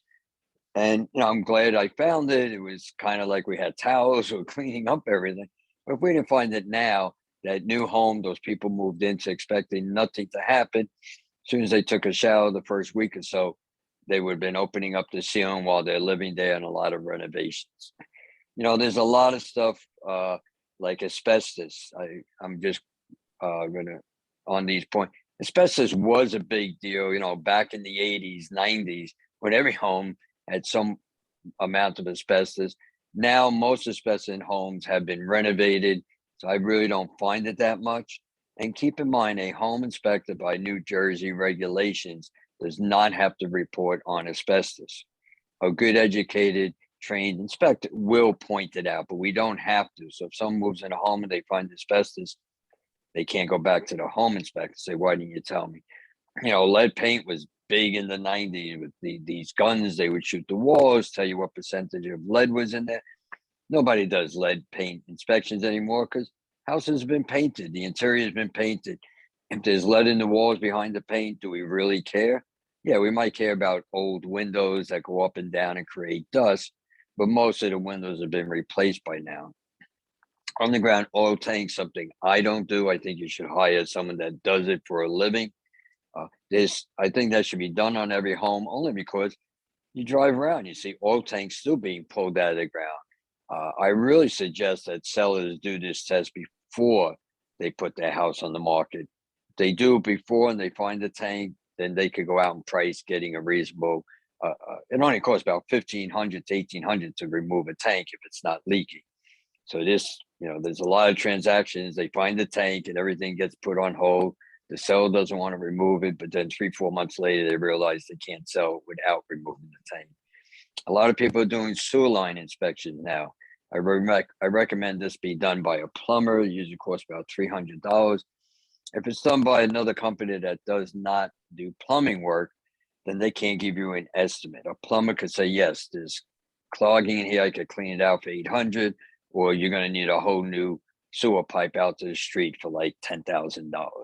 Any home over 50 years, we know what goes down those sewer lines, so it's easy after 50 years to block, So meaning home inspectors should never take anything for granted. They should put their clients first and remember that they're going to be living there with their families, and the last thing they need is an unexpected surprise after they move in.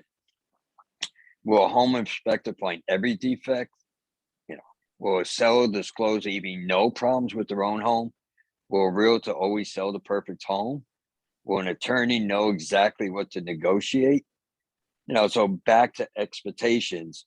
I think that's the thing that I try to get across when I'm booking a job with a client. What are your expectations?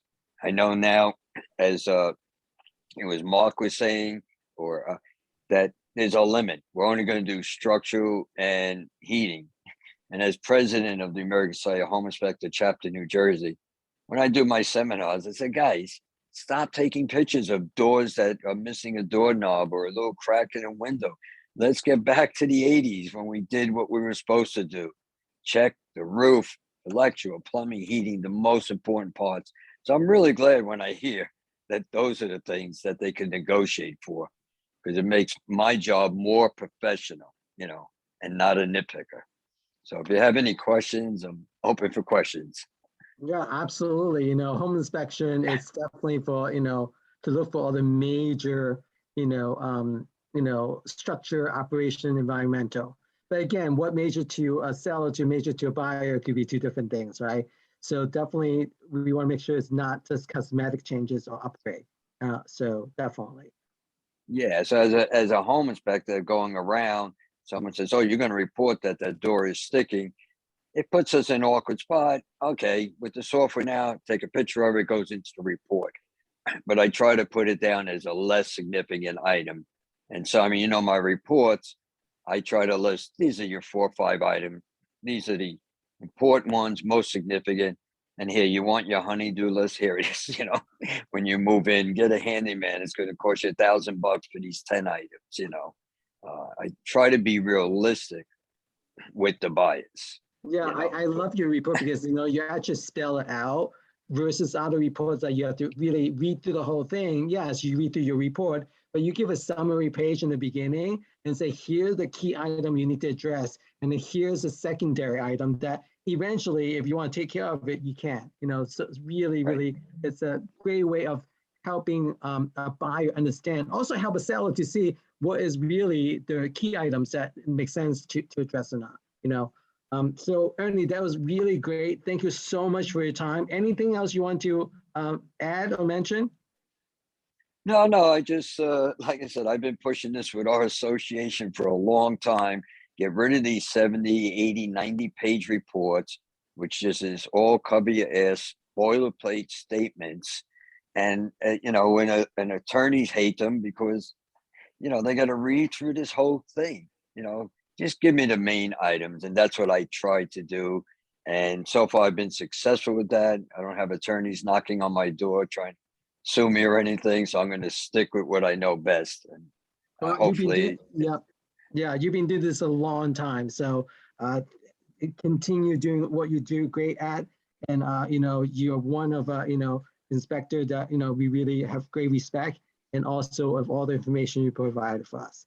Thank you so much for your time. Now with home inspection, we are go to the next panelist, who is going to help buyer to understand the report about the home inspection report, and she's going to help them how to understand to making sure that what are their rights, So we're going to bring on Jody Rosenberg, who is going to talk about what buyer representing buyer today. Hi, Jody, how you doing? Hey, Simon, how are you? Thank you for having me. Absolutely. So let's talk about it. So, when a buyer, gets so excited, win a multiple offer, they come in and they're like, we did this, we waived inspection, we waived this, we waived that. And then you come in and say, wait a second, guys, do you really know what you're doing? So let's talk about that. What are the rights? That's a great way to start, because my first thought is, oh, no, you didn't. So why isn't a lawyer important in a real estate transaction in New Jersey? What a lot of people don't know, in South Jersey, you don't even have to have a lawyer.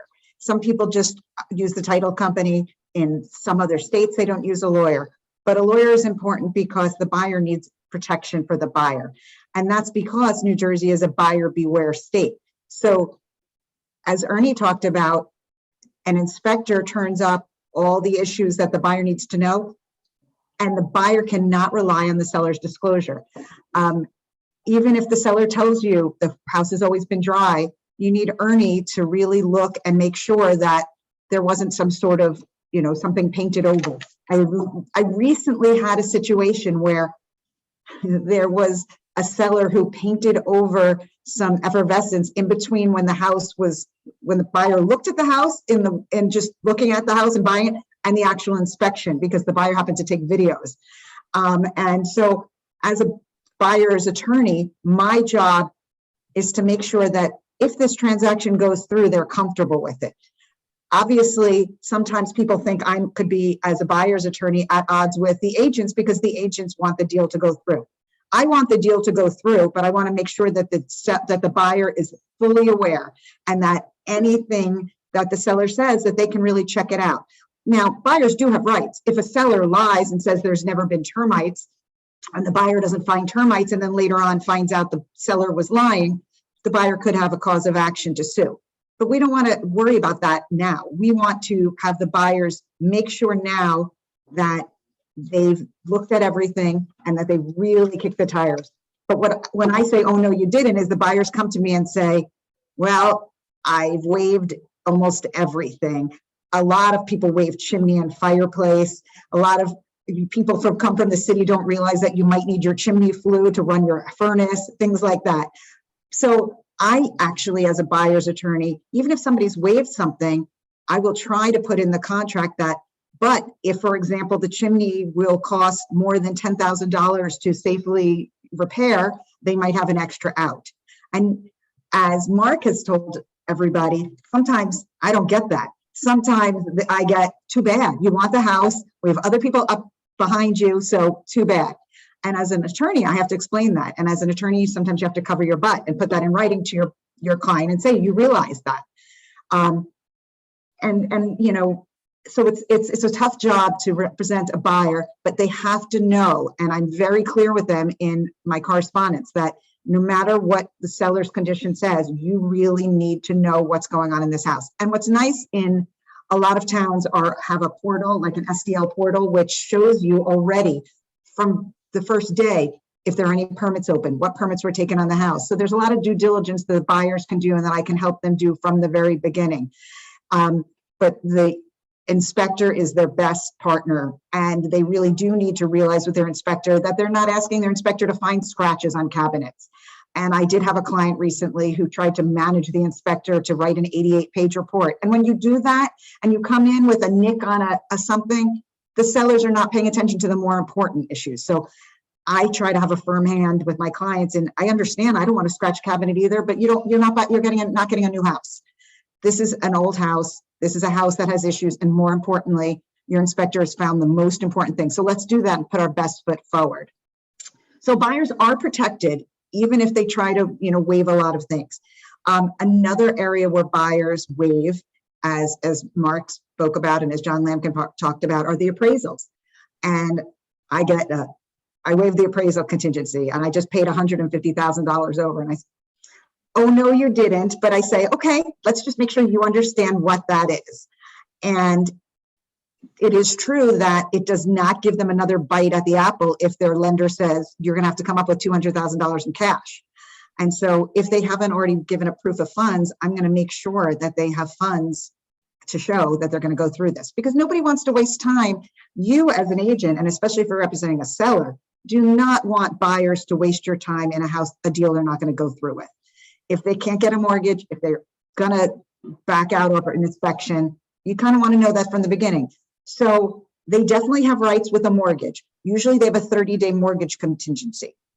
I've seen 10 days lately in this market, in this day, and I've seen people like John able to handle that. And so they better use someone like John who's going to be able to get them a mortgage commitment, because when you say you have a 10-day mortgage contingency and you try to use a bank, it's very hard to do that. But things are doable. But I do definitely, my first instinct when I get the contract is say, uh-oh, what'd you do to me? What'd you do on timing? But inspection, mortgage, absolutely. What other questions did you have? Well, you covered the main ones, right? Mortgage contingency, appraisal, home inspection. And then let's talk about, the last thing, which is Mark also touched on a little bit about, if they have a one delay closing and they use occupancy, you as the buyer attorney, how can you protect the buyer to making sure, the buyer willing to move out? And then also, do you do any put escrow in to making sure all that stuff? That's a great question. So and I do have that, I have a lot of people here who, especially this month, who have agreed to buy homes that they'll let the seller stay until the end of the school year or things like that. Now, first of all, the buyer has to make sure with their lender that a use in occupancy is okay. And generally under 6 months as a rule is usually okay, but they definitely do. And sometimes I need to talk to their lender before we agree. What I like to do is have as much leverage as I can in the use in occupancy. And Mark, I haven't had anybody tell me I had a free occupancy yet, but I'm expecting those. But the things that you don't want to, as a buyer, to pay for your seller to live in the house. And I had a client say to me today, well, why are they only paying this amount? Why are they only paying my interest on my mortgage? Technically, if you have somebody stay in your house, if they've lived there for a long time and they don't have a mortgage, it's going to cost them more to live in it under your rules. But if you can agree, and I can get my goal is to have them pay the basically principal, interest, the mortgage payment, which is usually principal and interest, but heavily interest, taxes, and home insurance. I try to get that prepaid. So if it's a 3-month use in occupancy, I want those 3 months up front as a credit at the closing table. But how do you get them out of the house? We all know in New Jersey and everywhere with the pandemic, you can't get a tenant out of your house lately. Now that's changed because the moratorium is over, but you have to make sure that a use in occupancy, and that's every time, is not a landlord-tenant relationship. It's a license. So we make sure in a use and occupancy agreement, which is sometimes more involved than the regular contract in terms of how long it takes to negotiate, but you want to make sure that it's a license and that if there are any fees to kick this person out, the buyer gets it. So as a buyer's attorney, I try to hold an escrow. I try to make sure that escrow is a good amount of money that the seller is going to want back to get out. I also have a penalty. So if the use and occupancy expires at 6 p.m. on the 30th of March and they're still there the next day, I'm getting a penalty of 1.5 times. That's what I try to negotiate, the daily occupancy fee, so they'll leave. So those are the things you do. Buyers also don't like that they're insuring a home that a seller's living in. So what happens is the buyer has to maintain insurance because they own the house, and the seller will have insurance to protect their contents. And most times things are okay. And most times there's not a claim. But technically speaking, if the house, broke down under the seller's occupancy, it's on the buyer's insurance. So I don't love use in occupancy if I can help a buyer, but by the time it gets to me, they've already given away the farm, and I just try to make it as best for both of them so that they're protected, so they know the seller will get out. But on that note, I want to talk a little bit about what time of the essence is. Time of the essence is a legal term that basically sounds like it. What it is, what it sounds like. And in the general contract that a buyer signs is written by the New Jersey Board of Realtors. And in the paragraph 8, it talks about all deadlines being time of the essence. Well, even before COVID, every lawyer took that out because a bank could take an extra day. Ernie could take an extra day to get his report. Things happen. And now there's COVID, weather issues, and things like that. So generally speaking, both buyers and sellers' attorneys agree that time is not of the essence, except the closing date. And they don't agree that the closing date is time of the essence because, again, things happen. Seller's moving company didn't come the other day in one of my clients because of the snow. And so things had to move. But what happens is if a buyer is moving from the city and obviously they're out of their apartment or something like that, if the sale date has come and gone and the sellers have not left, I can declare time of the essence. What does that mean? I send a letter that basically says, if you don't come to the closing table in 10 days and ready to leave, we're going to sue you. It doesn't have a lot of teeth because then I have to first sue them, and it usually gives them an extra 10 days. And most of the time they do get out. But that is a protection that buyers like to know they have, that they can declare time of the essence if for some reason the closing date comes and goes and there hasn't been an agreement to extend it. Yeah, that also goes with the seller side too as well. Absolutely. The buyer's bank isn't ready to close. It's not the seller's fault that the buyer didn't give proof of employment and at the last minute forgot to hand everything in. The seller wants to get out. The seller doesn't want to pay an extra day.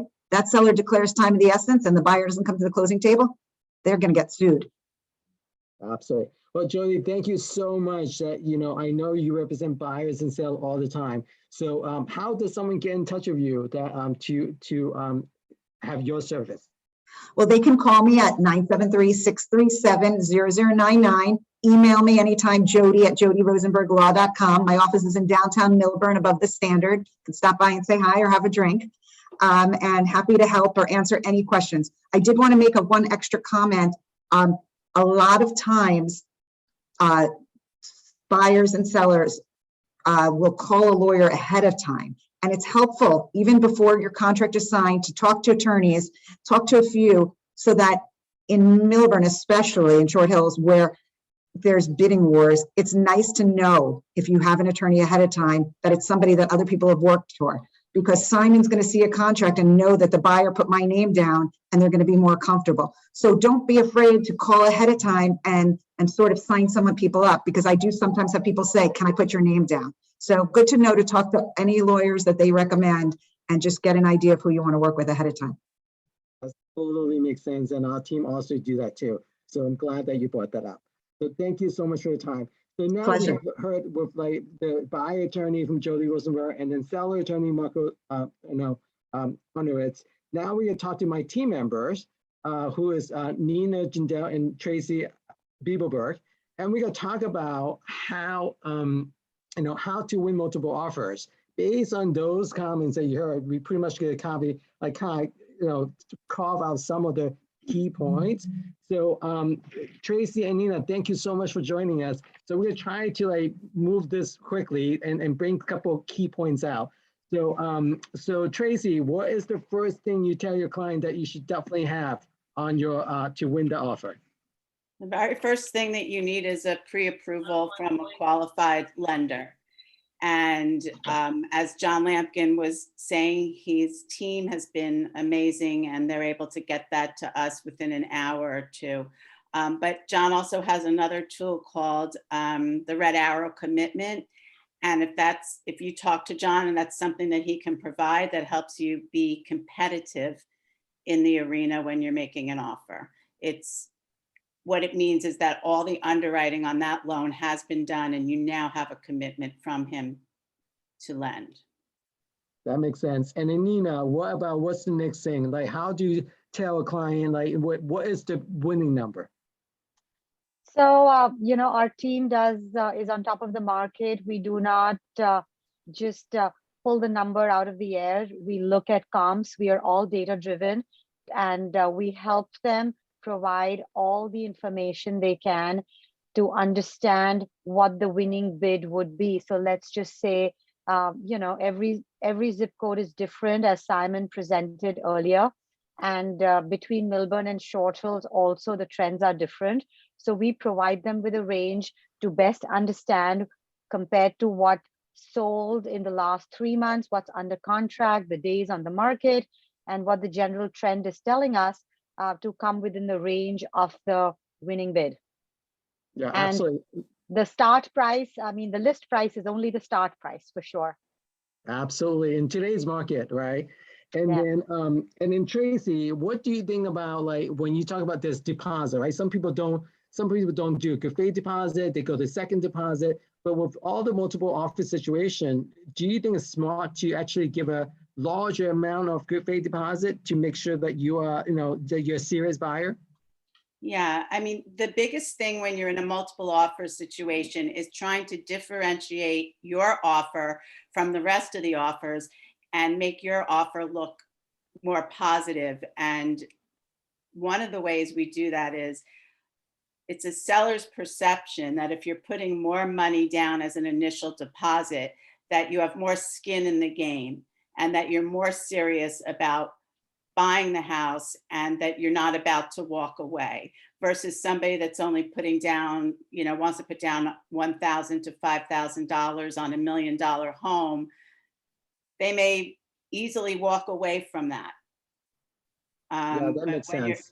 But when you're putting down $50,000, $100,000 deposit, means you're not going to walk away easily.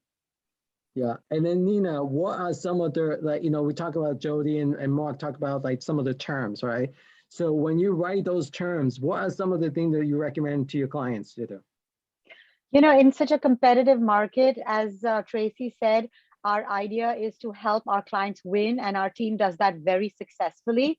It's about setting expectations. It's about helping them realize how best to differentiate, and price is just one of the terms to understand how to meet in the middle, because any deal is only a win-win as long as it's for both the buyers and the sellers. So to help them understand that meet the closing date, put in a higher deposit, how you can limit your inspections and keep it to major structural, mechanical, environmental, what it means and what you're leaving on the table. However, you still continue to do all your due diligence. I had a buyer who waived off any inspection issues because it was a condo, but still did all due diligence for their information. So we help strategize for every home individually. There's no one right answer. And that's what our team provides to our buyers. Absolutely.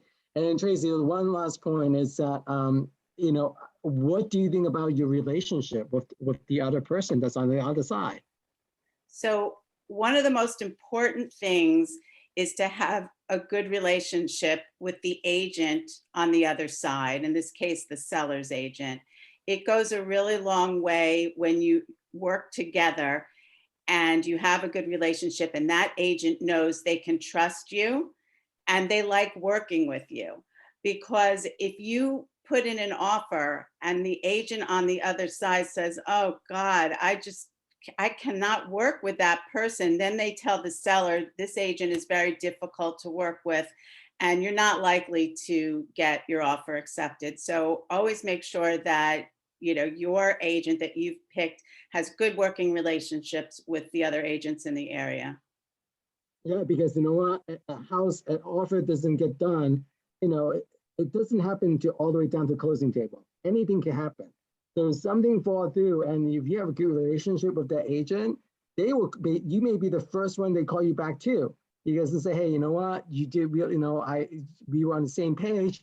This deal didn't come through. You know what, we're gonna put you as the backup offer. If your client's still available, we'd love to have the house, right? So those relations are really important. And I think one other thing that Jody mentioned is that to talk to a few attorneys before you actually submit your offer, just get to know like what you are waiving your rights of giving up on, understand what those are. I mean, one thing is that, yes, you can definitely limit your major structure operation, environmental, or home inspection, but also at the same time, you still have the rights to do a full inspection for you to know what's going on about the house, right? Anything else you guys would like to add? It's very important when you're using an agent that they know the market, that they're not somebody that's only done, 1 or 2 purchases per year, and that they're very experienced. So when you're interviewing agents, make sure they have the experience behind them, and they've sold a lot of homes. Yeah, definitely. I know having Tracy and, Nina paving, like walking the pavement every day. They work with buyers, 7 days a week, 365 days a year. And they're really, a full-time agent and local expert. And that's what you want to make sure you have. So, absolutely get in touch with us anytime if you have any questions. So if a buyer, want to get in touch with you guys, how do they get in touch with you guys, Nina and Tracy? Well, mobile is right here, 914-519-8018. Email is standard for us. It's nina@swkrealestate.com, and always happy to help. I respond within the first 2 hours that if I'm available, or I will call you right back. Thank you. Tracy, how about you? My phone number is also at the bottom of my picture there. It's my cell number, 908-510-9593. You can call or text. I will get back to you as soon as possible. And my email is tracy@swkrealestate.com.